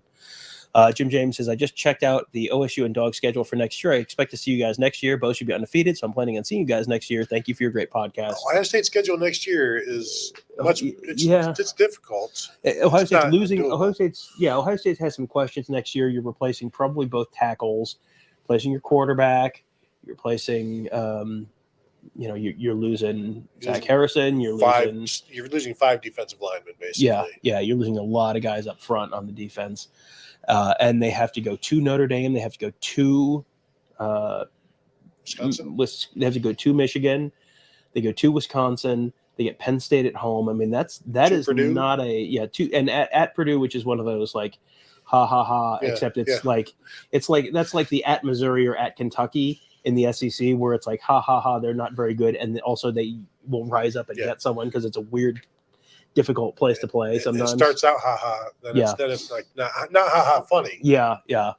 I don't think Ohio State is anywhere close to a lock to make the playoff next year. And, that's one of those reasons why you should enjoy today, because there's no guarantee you're back here next year. We covered the 2019 playoff, and Ohio State came up just short against Clemson and then got there the next year. And, it was a weird year, and, no one got to go to the games for the most part. And so this is really the first time since that 2019 game against Clemson that Ohio State fans have had a chance to go watch their team in person in any kind of meaningful numbers in a playoff game. So enjoy this game. Dare to enjoy it. David Greenshield says, I will give Kevin my Steve Garvey 1971 Topps rookie card for an OSU victory. I'm already getting a Darryl Strawberry Donruss rated rookie if Ohio State wins. And that's a pretty good one. Son of Sarek says, is French toast a sandwich? 2 pieces of bread with syrup and butter in between? No. Well, that's 2 pieces of French toast to get. That's French only toast if you eat it like a sandwich. Some bacon in there. You would have to eat it with your hands like a sandwich. Yeah, and I like Kevin's idea about you have to have something actually in there, like otherwise just any kind of bacon, like bacon. Like a Monte Cristo with your hands, it's a knife and fork sandwich. There is that. Okay, I will give you that. But I think you need more than just otherwise 2 pieces of toast would be a sandwich. But some people put butter and syrup on the bottom level, and then I don't do a lot of butter on my pancakes or French toast. Mm-hmm. But also there some people do the cinnamon. So technically. And isn't egg wash itself a condiment? No. A topping? Is it a sandwich topping? No. But no, French toast is not a sandwich because it's just not. Griffin Whip wants to know, what are the odds on a The Game rematch? And I looked at this. I saw this morning, and I think it was something like 29% or something like that, where it was like 29% for Ohio State, and this was using the SP Plus numbers, and using the Vegas numbers. The numbers were slightly smaller, but it was like 29% for Ohio State, Michigan, using the SP Plus numbers. It was like a 25% for Ohio State, Michigan, using the implied likelihood of win based on point spread for based on the Vegas numbers. But yeah, it's like a 1 in 4 chance that you get that, and it was like 11% chance for Ohio State, TCU, where you get 2 upsets, which, boy, that would be crazy. Oh boy, would that not go over great in Ann Arbor if that was what happened. Well, and the Vegas line on Ohio State, Michigan, I mean, at least going into playoff season, Ohio State would have been favored in that game by a couple. Yeah, and we'll see what happens and where that line is. That'll be an interesting line to watch if it happens. I do think if TCU beats Michigan today, that virtually guarantees Ohio State's going to win, just because. Or it guarantees that Georgia's going to win, and that we have to listen to the 2006 through 2010 narrative kick back up again of. Well, fortunately, Michigan is not playing an SEC team, so that helps a little. It helps a little. Yeah, I don't think that's going to change anything about the people who definitely want to. Have my goodness. Geez. Oh, this is live. No, this is live. Yes, live. Iowa has 2 pick sixes. Because Wonka did the one, and that's not him. That's Riley Moss. Yes, Iowa has had 2 pick sixes now in the first half. This is how Iowa puts up blowout numbers. They get multiple defensive scores, and then Brian Ferentz was like, "Look, we put up 21 points." It was like, "Yes, you put up 7 points, but congratulations." Oh boy, well, Brian Ferentz needs a raise. I don't think that's their last defensive score either today. No. Yeah. So they've hit the over officially with this extra point. Not quite. No, the over under was what, 32 or something like that? Yeah. Boy, oh boy. 21 points to Iowa in the first half. I called my family this morning, and we were discussing all these games, and my son makes us predict all these games, and I picked Kentucky to win, and my wife picked Iowa, so I'm sure we'll hear about this later. So that's good. Mom, why do you know more about sports than Dad? No, she would be the smart one. Yeah, she's the smart one here. Buckeye Zach wants to know who wins the game 2.0 for the national championship. Listen, we'll get there when we get there. We'll get there when we get there. I think Ohio State by 14 points. We'll get there when we get there. We're Believe me, if there is a The Game 2.0, this will not be the last time we are on video talking to you about all of that. I don't want to, but just theoretically, if Michigan wins today and Ohio State wins today, we go live at like 1 a.m. Yeah, like when Buckeye Weekly starts at like 1 o'clock in the morning or whatever. Are we still on at 4 in the morning? My battery. I don't want to. Yeah, what? Yeah, I don't want to. I don't want to volunteer anyone for anything. But if it is Ohio State versus Michigan, we probably need to have someone else there to get us through the period between when we're leaving the stadium and getting back to the hotel, and then we go back live again and we get to the hotel at 3:30 in the morning. I don't think there's gonna be a lack of interest if we are doing that. We would obviously stay until people stop talking or stop watching, or Kevin's equipment dies. Any or all of the above. Yeah, I bet we can figure out a way to do that. Anyway, there's a lot of stuff that would have to happen between now and then. Yes. Well, what we would end up doing, not to think logistically through this as much, is we would sit there and somebody would carry it through on their laptop. Yeah. You'd hand it off to the laptop in the car or whatever. Yeah. And I mean, there are ways. It's a big PITA, but we'd figure it out. Petus. Mark says, I want to do the right thing and wish you luck today. I'm not rooting for OSU. I'm rooting for the Big Ten. Go Blue. Go Big Ten. Respect the game. B1G, baby. I don't. I mean, I'm sure there are Ohio State fans who would rather have. And I saw people adamant, why would you want Michigan to win this game? It's like, can you imagine how cool that would be if Ohio State and Michigan are playing for the national championship? When I threw out a tweet a couple of weeks ago, I did a poll of Ohio State fans. Are you rooting for Michigan? It was about 75 to 80% saying no. Mm-hmm. And Michigan fans, are you rooting for Ohio State? I think it was about 45% saying yes. Mm-hmm. So, yeah, Michigan fans are better people, I think is what. Michigan fans know what Georgia is. Yeah, that would be the most incredible thing in the history of college football if those two teams are playing. So, if only we would have time to talk about it if it happens. Brett Swick says, if it's OSU Michigan for the Natty, you guys might miss your flights to SoFi. Yes, we already have flights booked. We booked flights months and months ago because it was like, well, they're cheap to LA, so we'll book them and we can always cancel them if we don't need them. So yes, we booked them, and we booked them on Southwest Airlines, which at the time was the fun airline with the whimsical commercials that want to get away. We did want to get away. Now their CEO wants to get away. Yes. Now their CEO definitely wants to get away. Want to stick around? Yeah, we'll see. Want to hang out in an airport for 7 hours and then rent a car and drive for 11 hours? Yes. Southwest. Want to bet? Yeah.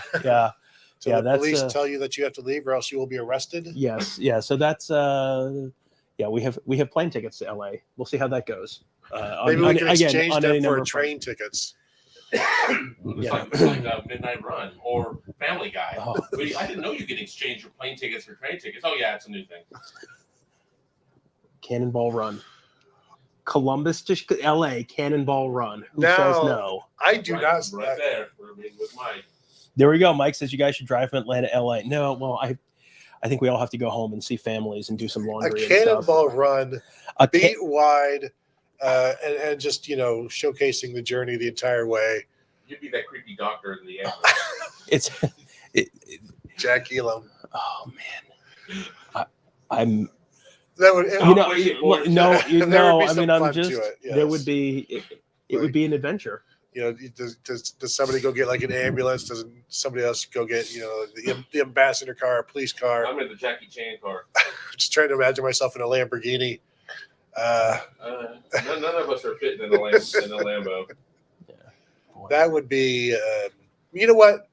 Maybe when Ohio State opens up at USC or UCLA in like 2024. That's when you do it. When there are plenty of flights available, you're like, no. Let's drive 37 hours. That's the train trip right there. I would love to do a cross-country train trip, but it takes a long time. I need my own sleeper car. Of course, yes. And bar car. Yeah, of course. Maybe two.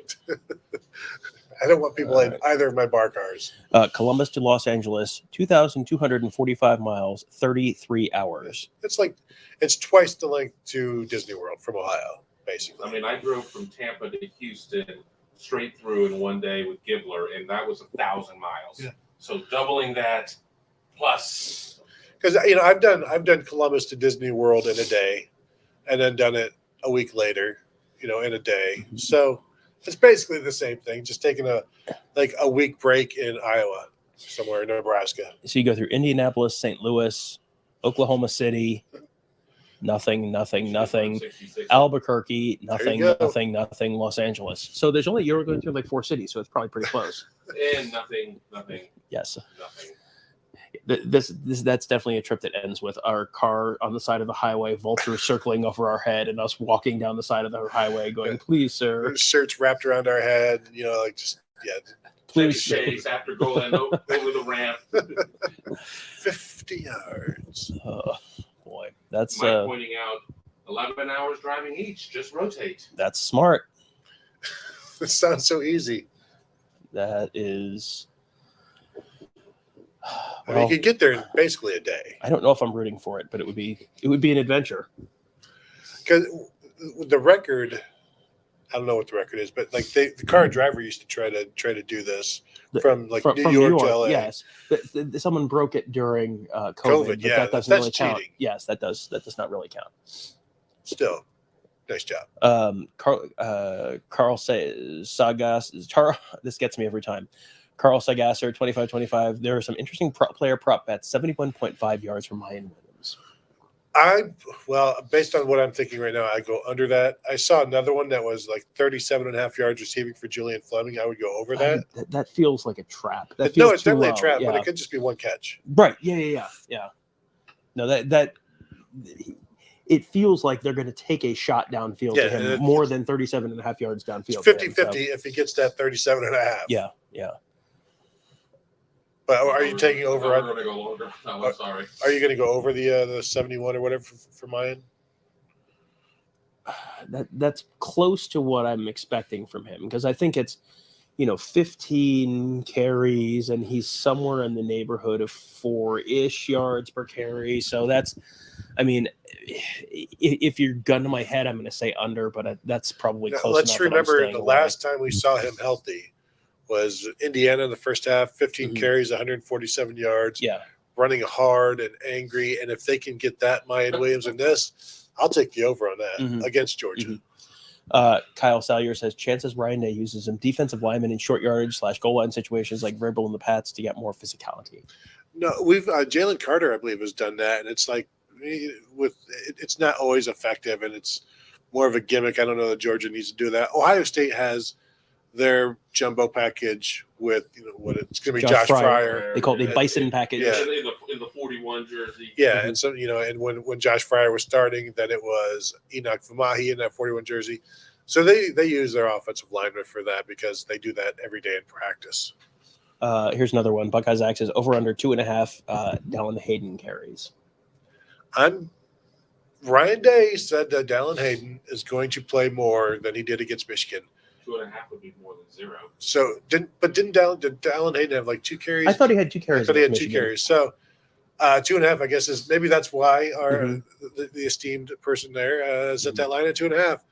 I feel like it's under because I think it's Mayan and Chip. But as you've said, there's no change of pace there, and I think Day was pretty upset that Dallin Hayden did not get the ball more, and so I think maybe he has set the tone and asserted that we need Dallin out there.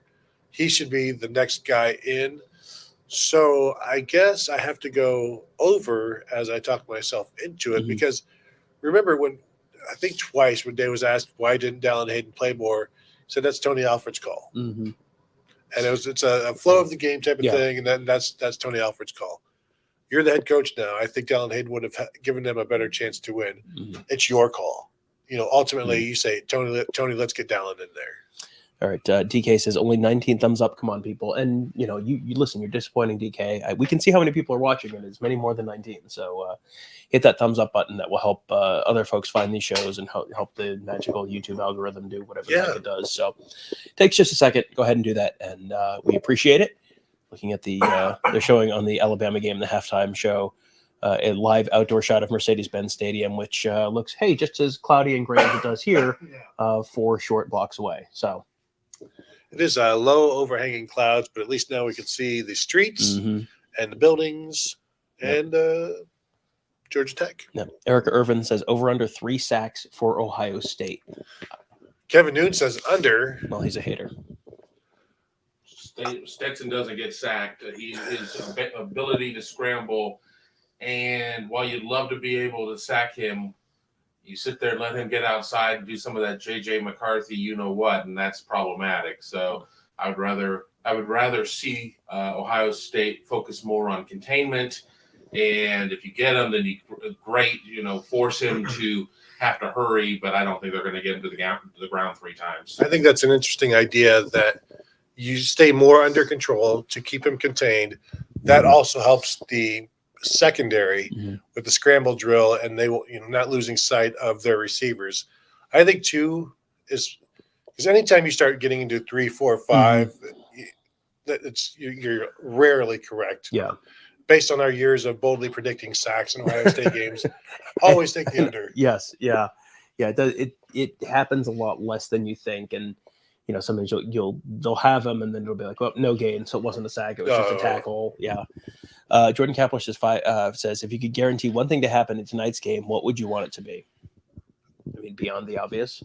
A win, damn it. In terms of Ohio State, I would say catching the deep passes that are available to them. When you beat the secondary, when you beat the corner, converting those catches. Because I keep going back to the Tennessee game.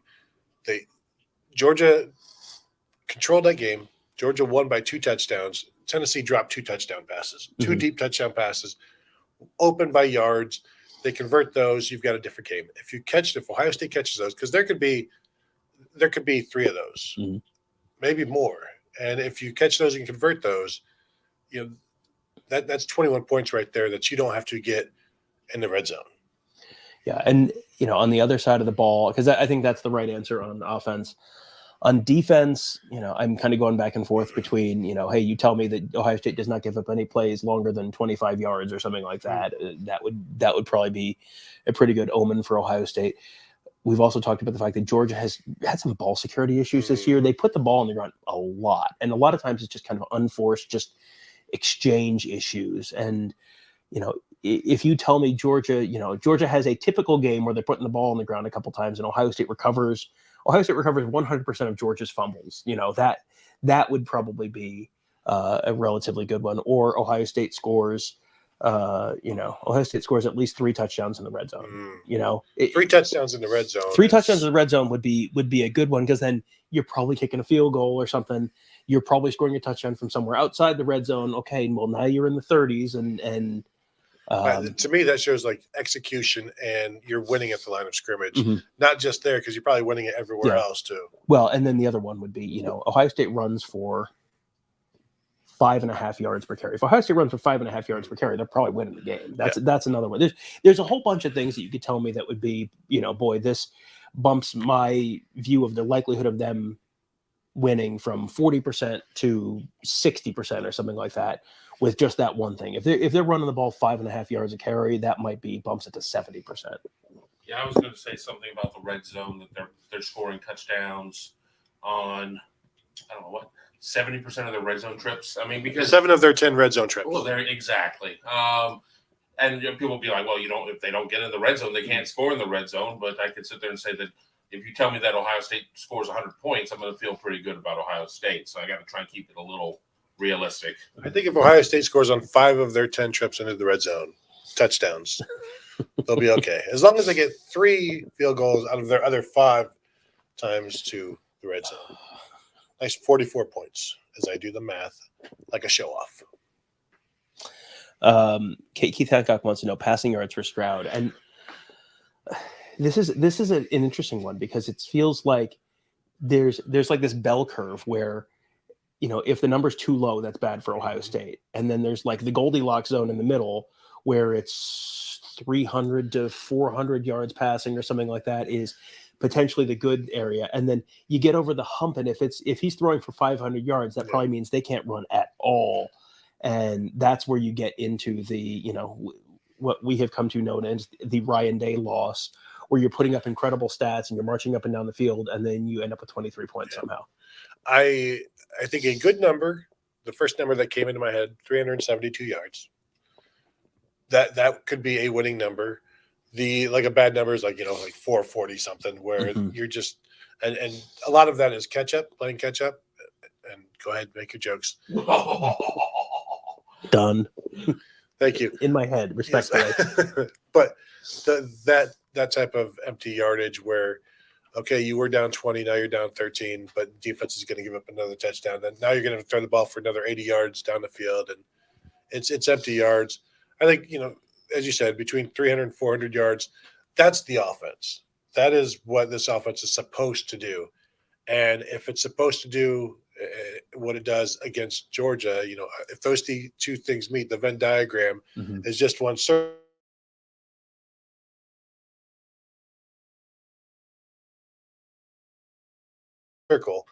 It says, as a diehard Michigan fan, Ohio State should be able to beat Georgia. I would love to see a rematch for the Natty. I mean, yeah, I think all of that is. I think all of that is. Ohio State should be able to. That says to me they can beat Georgia, and Ohio State can beat Georgia. This is not a completely overmatched. This is not Vanderbilt trying to play Georgia. This is a team that comes into the Georgia game with as much or comparable level of talent as Georgia has, which is a situation. Ohio State's not used to playing teams with comparable level of talent. Neither is Georgia. So this is a little bit of a weird situation for both these teams, but it is absolutely a winnable game for both of these teams. Yeah, in a way that I really don't think TCU against Georgia is a game that TCU has a really plausible path to victory. I don't know that I think TCU has a real particularly plausible path to victory against Michigan either. But yeah, this is a game where Georgia is in danger. I'm not picking Georgia to lose, but this is a game where Georgia is in danger in a way that they are not in a typical week-to-week situation. Emil Robinson says, can you rank all 4 quarterbacks in the CFP on who you trust most in a big game? Oh my gosh. Oh, this is a good one. This is a good one. Tom, you go. I don't want to maybe start from 4. Here's my thing. I don't know if I said it in this show or said it while we were eating lunch. Max Duggan, if he needed to pick up a yard for the win and knew that I might die getting this yard, he'd spend the huddle writing out his will and testament. That is a guy who tests positive for dog. Yes. So this is maddening because I've talked myself in a circle where you could put any of these guys 1, and you can put any of these guys at least 3rd. I don't think I can talk myself into JJ McCarthy being 4th. I don't think. Well, here's the argument on that. JJ's played the least amount of games right. out of all of these guys, and while he's shined in games against weaker opponents, he's shined in games against stronger opponents. He's played fewer games than everybody. So, I mean, if we're saying, who do you trust most? I mean, could he sit there and get into a situation where he is so supremely cocky, and I'm saying that with the most love that I can say, he is so supremely cocky about his own abilities that he's the guy that could sink you. Yeah. I don't trust him as much as I trust the other guys, but so we can rank these, but then the question I want to ask is, you have 1 drive to win the game. Rank those 4 guys. 1 drive to okay. The first answer to the super chat. First answer is okay, and to me, JJ McCarthy. Because of the way Michigan's offense runs, they don't need JJ McCarthy to do that much. So JJ McCarthy is not necessarily going to be asked to do that much. So therefore, I don't necessarily feel like there's you're not giving him a ton of responsibility. I think JJ McCarthy could win this game tonight with 2 touchdowns and throw 17 passes. Oh yeah. I think they're going to run all over TCU. I don't think they're going to have. I don't think this is going to be a game that's on JJ McCarthy's shoulders. Boy. Is there any way you rank this? You could, just purely based on been there, done that. You should put Stetson Bennett first because he has won a college football playoff national championship. However, did you watch the first 3 quarters of that Alabama-Georgia game last year? Right. He looked like butt. So I think, honestly, you could almost put these names in a hat and draw them out. They've all shown portions of their game where they can't be trusted or shouldn't be trusted, and that's Duggan, that's CJ Stroud, and so yeah, that's a tough one. What is it wrong to say have CJ Stroud 4th on that?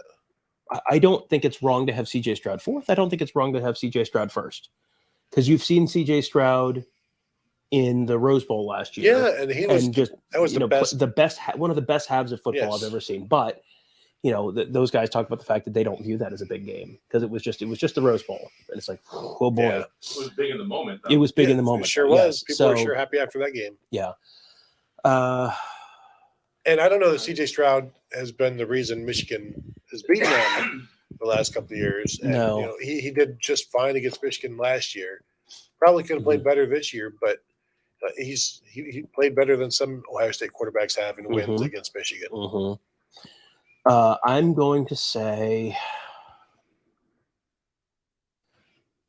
one drive to win it all. well, are we doing one drive or are we doing? No. Okay. Okay. Keep going. I mean, they said in a big game. Right. So. I'm waiting A for big Tom. game. Oh, He just man. keeps I keep talking myself into, well, I don't want to put any of these guys 4th, but I also don't want to put any of these guys 1st. Yeah. Can we just So it's a 4-way tie for 2nd place. second and a half? Yeah.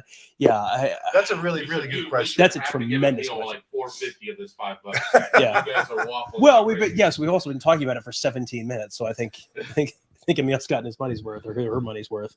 Cowards. Yeah. All right. I'll tell you what. I will pick number. All right. Okay. I will pick Do you go number to draft? 1.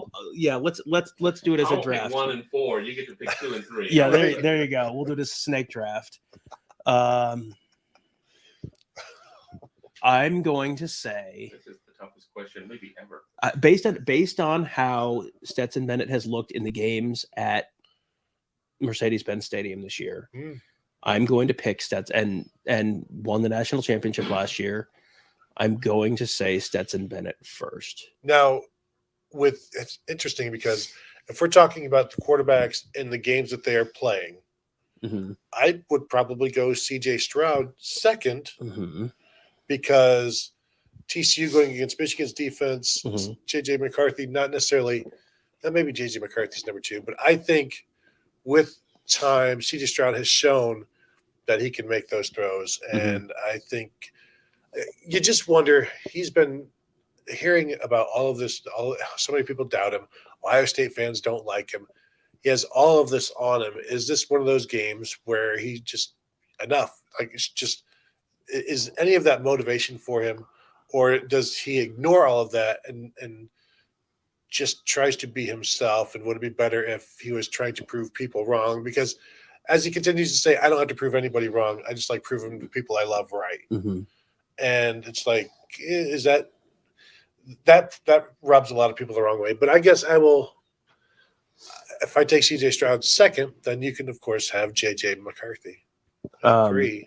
Yeah. I mean, and I think there's a perfectly fine argument for JJ McCarthy to be 2 as well.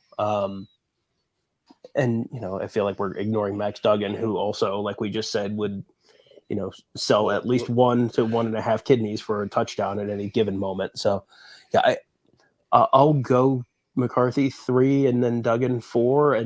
But again, Duggan may be the least athletically gifted in terms of just straight athleticism, but he's probably got more dog than the rest of them. He gets as much out of his athleticism, maybe more than Stetson Bennett does, and both of those guys are good athletes. But Duggan, now when we ask my question, super chat from Tony Gerdeman.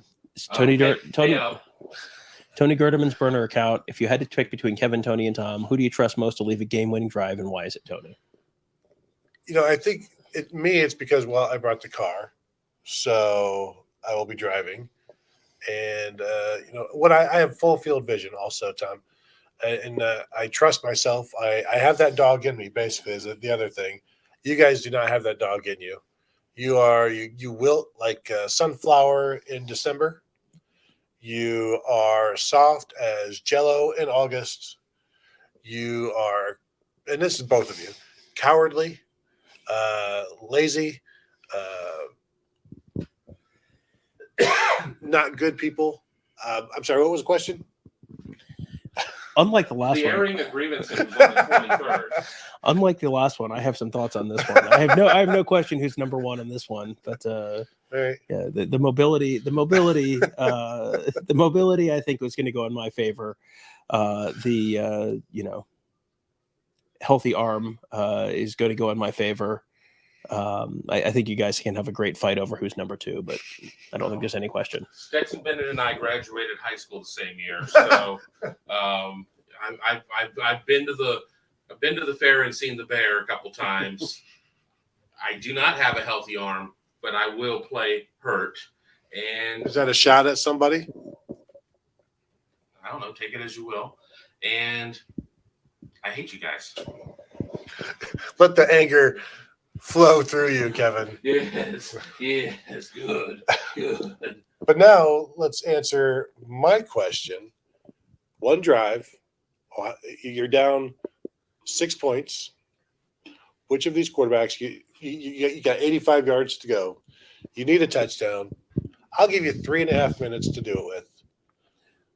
Rank those quarterbacks. Well, if it's against the just defenses they're facing, I guess. against the defenses they're facing, or a good defense. I mean, I don't. Not every team has the same weapons, so right.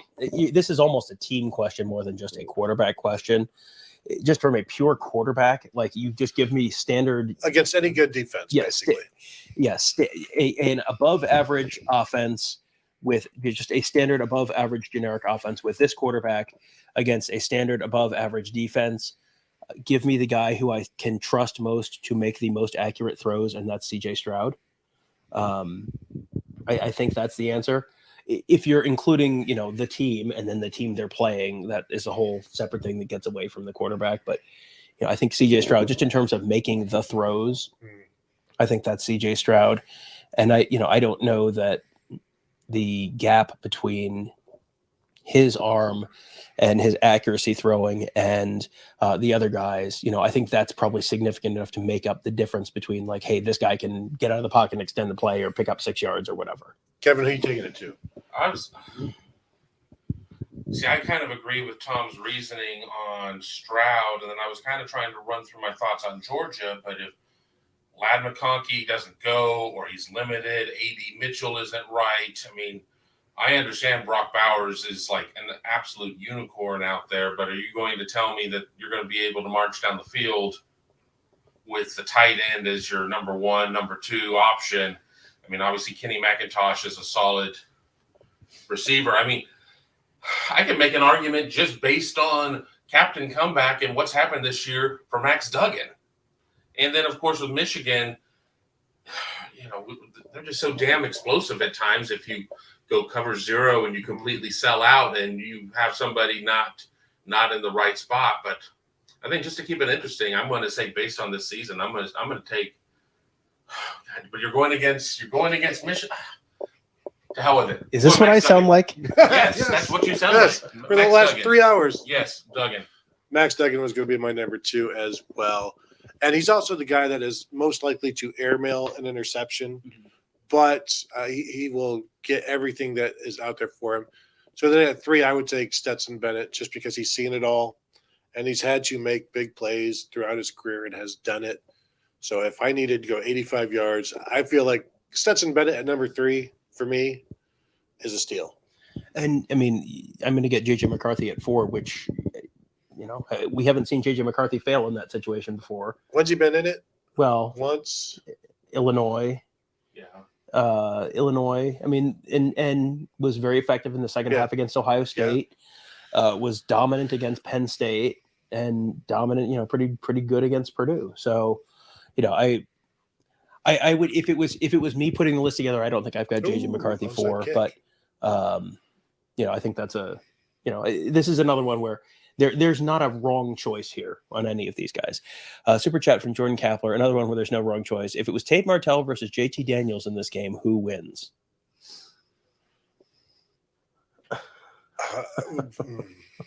America. Yes. Yeah, Correct answer. boy. The advertisers.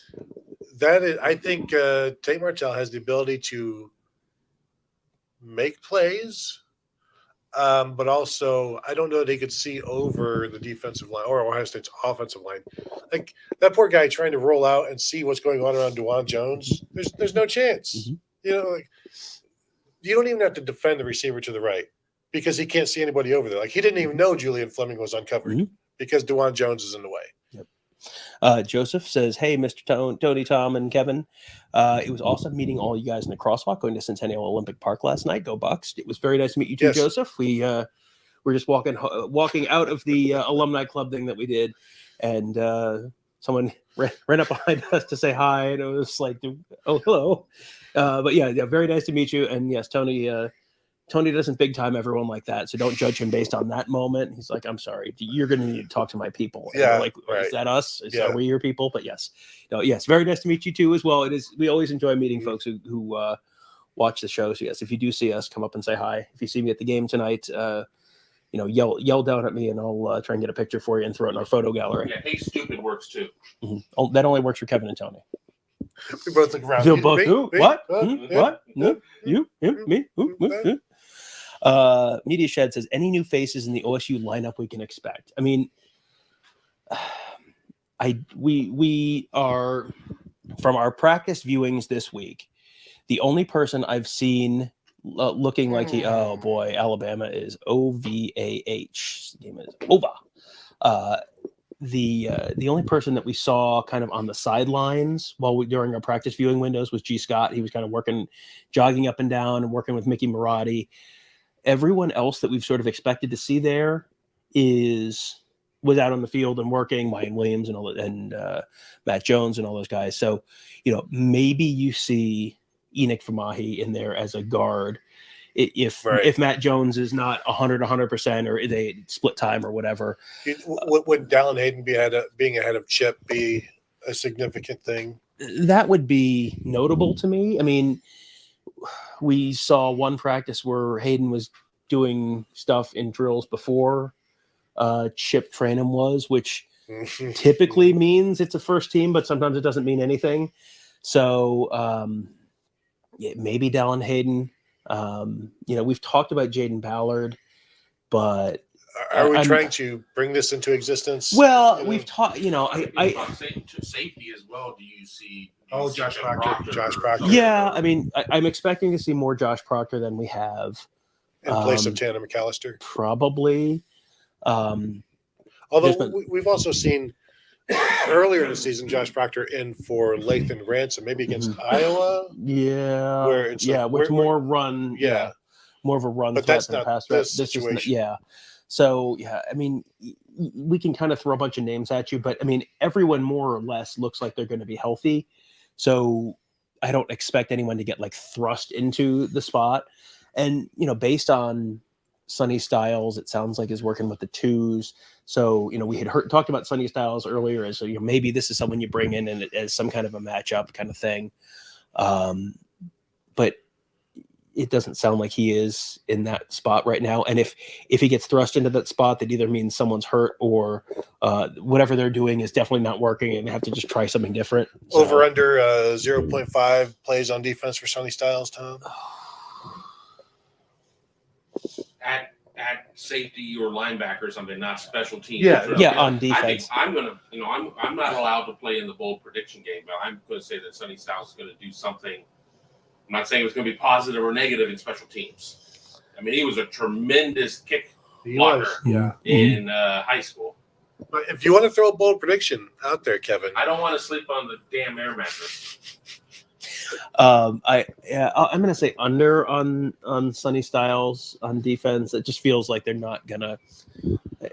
They're probably not going in here planning on having him play, and maybe something happens and he does, but they're not planning on it.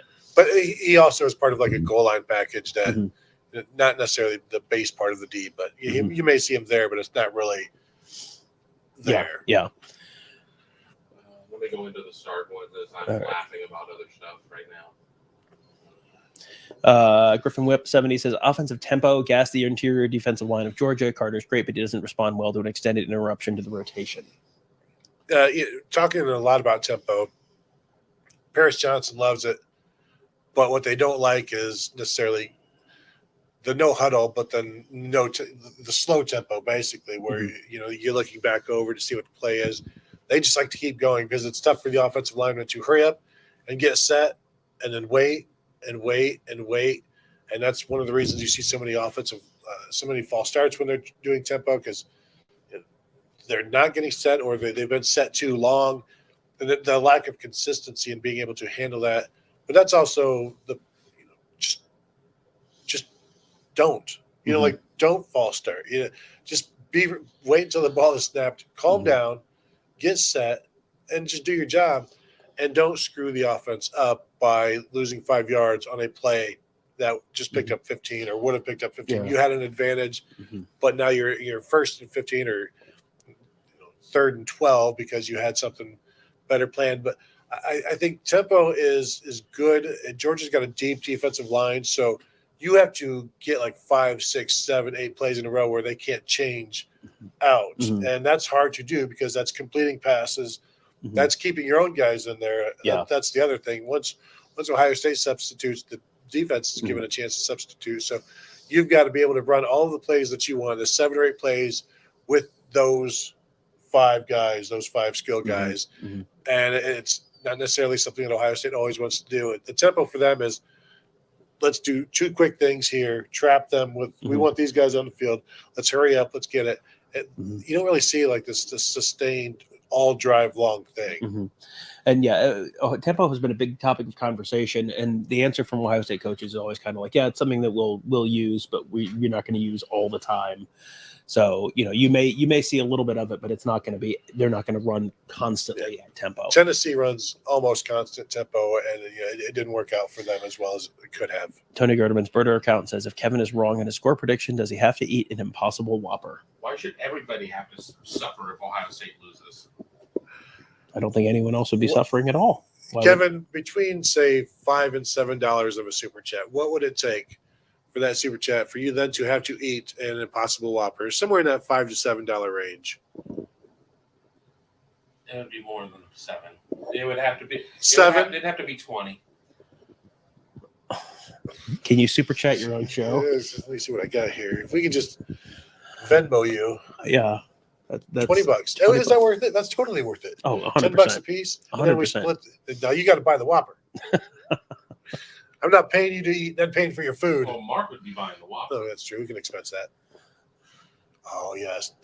Oh, you're not going to be with us on the way back, though, or else this would totally happen. No, and if we're in LA, we're going to In-N-Out for Triple H. The best part is if there's a Burger King next to In-N-Out, and all Kevin wants to do is go to the In-N-Out. It's like, no, we've got to do the Burger King spot. I am a man of my word. And we do it. And you got In-N-Out in the backdrop. We have a long off season. And the plans that we have, if we get to go to LA, I think that we'll do better with the In-N-Out story there. And I need to be closer to a home turlet if I'm going to eat an Impossible Whopper. Well said. Griffin Whip says, please tell me Herb Street isn't doing the Buckeye game. He is. It's him and Chris Fowler. Herb Street has been here all week. Chris Fowler, I saw Chris Fowler at both Ohio State and Georgia practices earlier this week. He was talking to Gene Smith during the Ohio State practice and talking to Will Muschamp during the Georgia practice. So I have pictures of him with both of them at different times during the day. But yes, it'll be Fowler and Herbie, and who's their sideline person? Is that I don't know. They'll double sideline on a game like this. They'll have one on each sideline. Yeah. Sue says I was going to super chat you 20, but it sounds like Kevin is wiggling out of the deal. He's not wiggling out of anything. No. So yes, but by all means, if you do it, then he's contractually obligated. So yeah, I mean that's binding. Super chats are binding. I am a man of my word. I have many things, and one of them is I'm a gentleman, I'm a scholar, I'm a public speaker, and I'm a man of my word. And I would never hear the end of it. And I don't need to be labeled ketchup eating nuggy fan like Tony. That was like the opposite of 3 truths and a lie. That was 3 lies and a truth. You probably won't. That's a Another fourth lie. There's a 4th lie. Do you even tell the truth? Yes, Alabama is running away with the game. Yes, we have officially, against all odds, turned on the Iowa-Kentucky game because it That's is a how more bad it is. interesting competitive Is there game anything than the on it Sugar too? Bowl. Does something start at 2? No, sadly not. Sadly not. No. You gotta watch the Trans-Perfect Music City Oh Bowl. yes, there we go. Sue comes through. Eat the Impossible Whopper on camera. Yes. Oh I yes. get to have it my way though, which means I don't have to like tomato on it or something. Okay. All right. That's Well, fine. There's plenty of tomato in the Impossible Whopper. I don't itself. think that was part of the deal. I mean, You have to eat it. I mean, our way. if you want to change the deal after the fact, I mean that's fine. But then you're eating it. You're still not a man of your word. The purpose of I said I would eat the damn Impossible Whopper, but it is you rule. If I'm going to rule, there's going to be no tomato, and there better be mustard on there to help mask the taste. You just eat the plain patty. No, that's not a Whopper. With the That's just a bean burger. I'm gonna, It'll be fine. You'll like it, and you'll be like, you know what? I've had it before. It's perfectly fine. You'll be converted. You're like, I've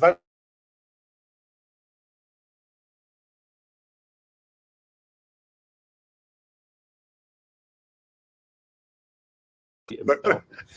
Kevin goes woke by Burger King.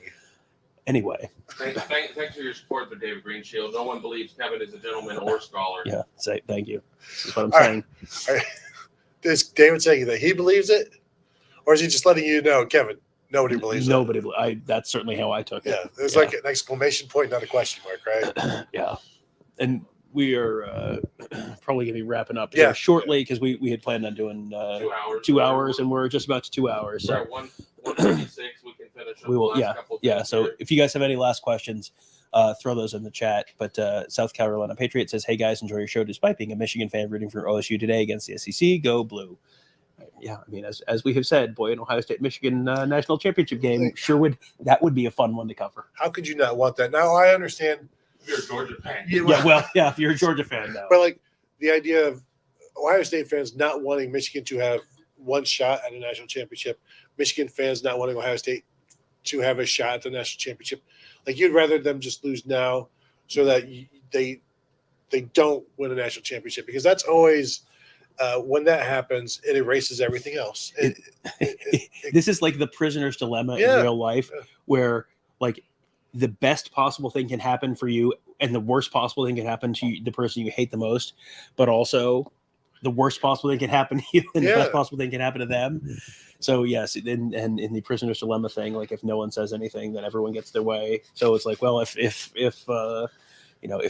these teams lose, then you don't run the risk of that. So yeah, it is a it's better to have love and loss. Yes. Right. Better for Ohio State to not have a national championship chance than for Michigan to win a national championship. Yeah. That sort of thing. Yeah, boy. We'll take Sue's before the super chat. Sue says, last chance. Tom and Tony, do you want to change your treasonous picks? I think there is a 35 to 40% chance Ohio State wins this game.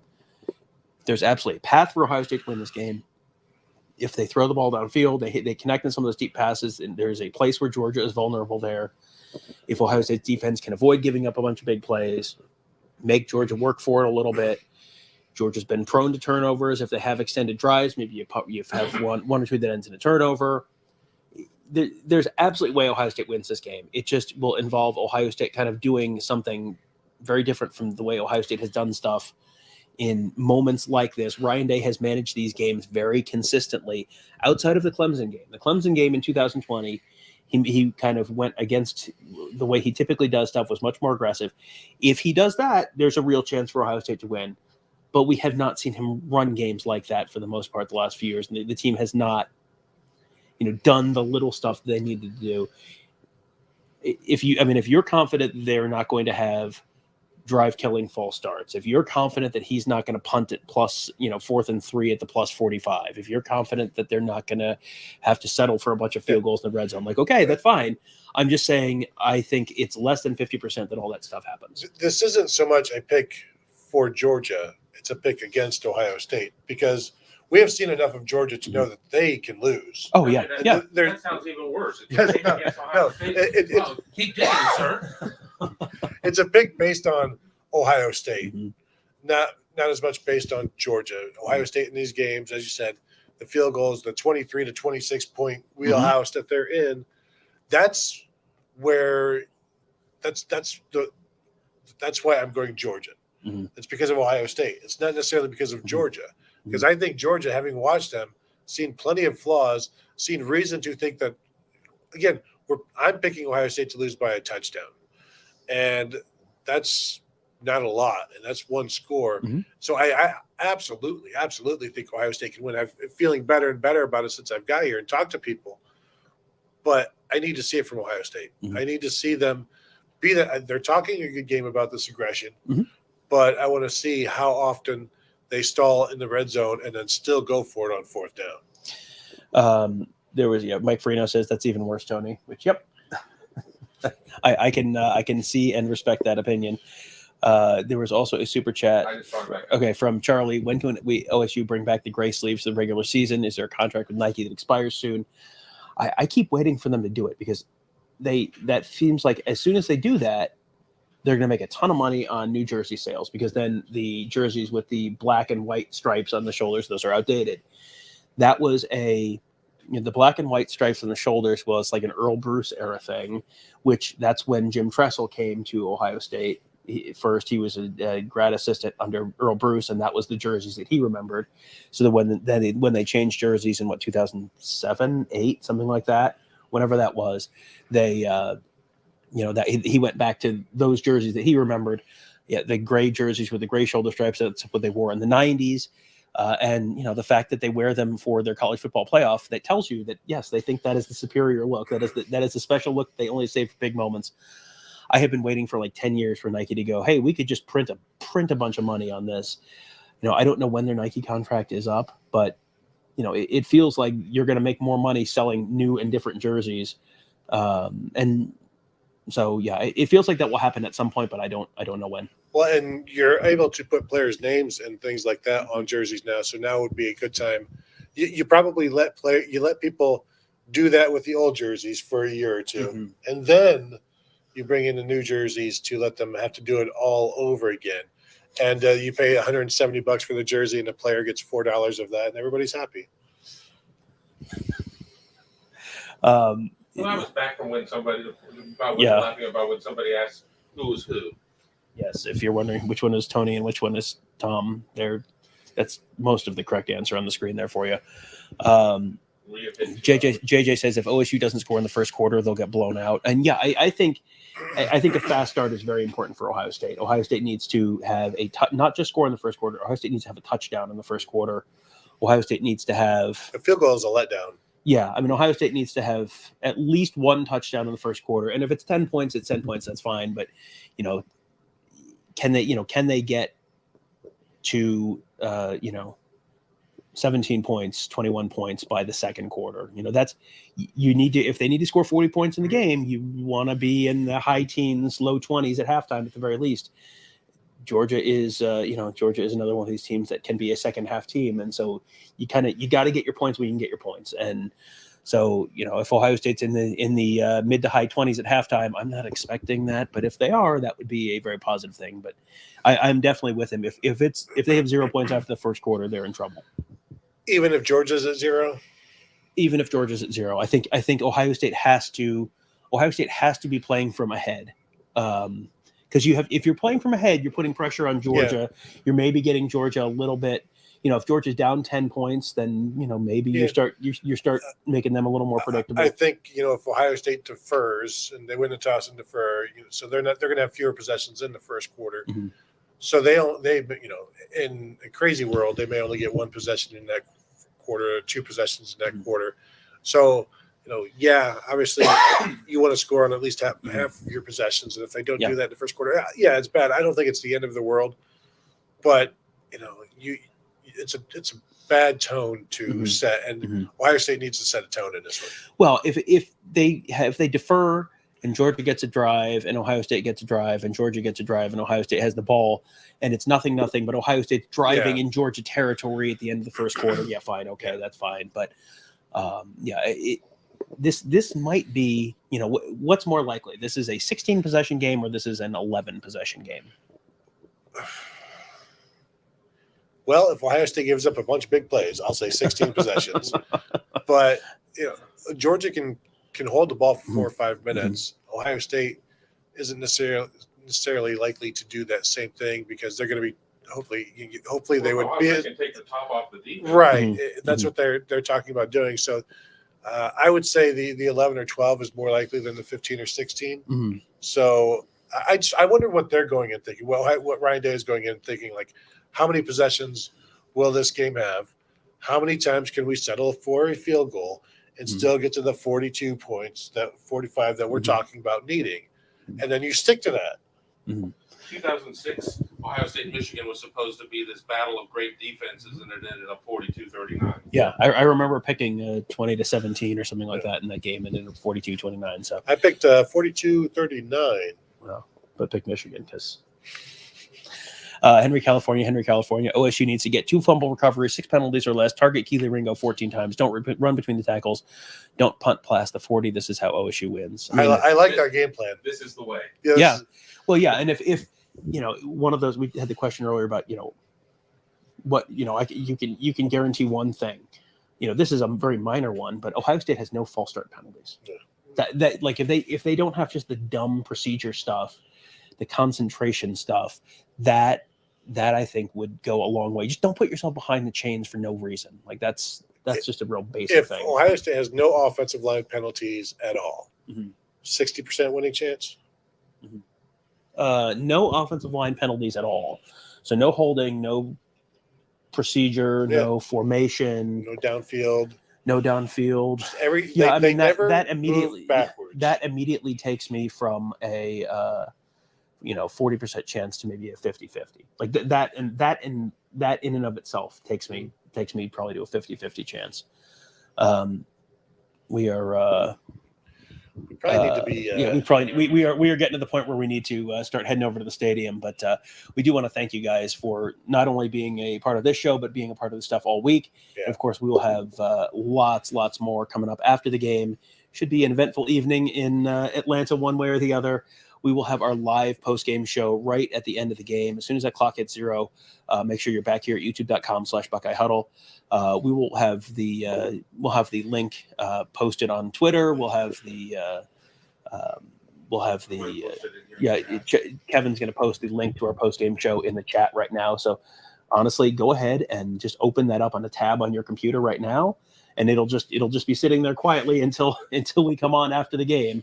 But also make sure hit that thumbs up for us. That does help us, which is a nice little thing you can do.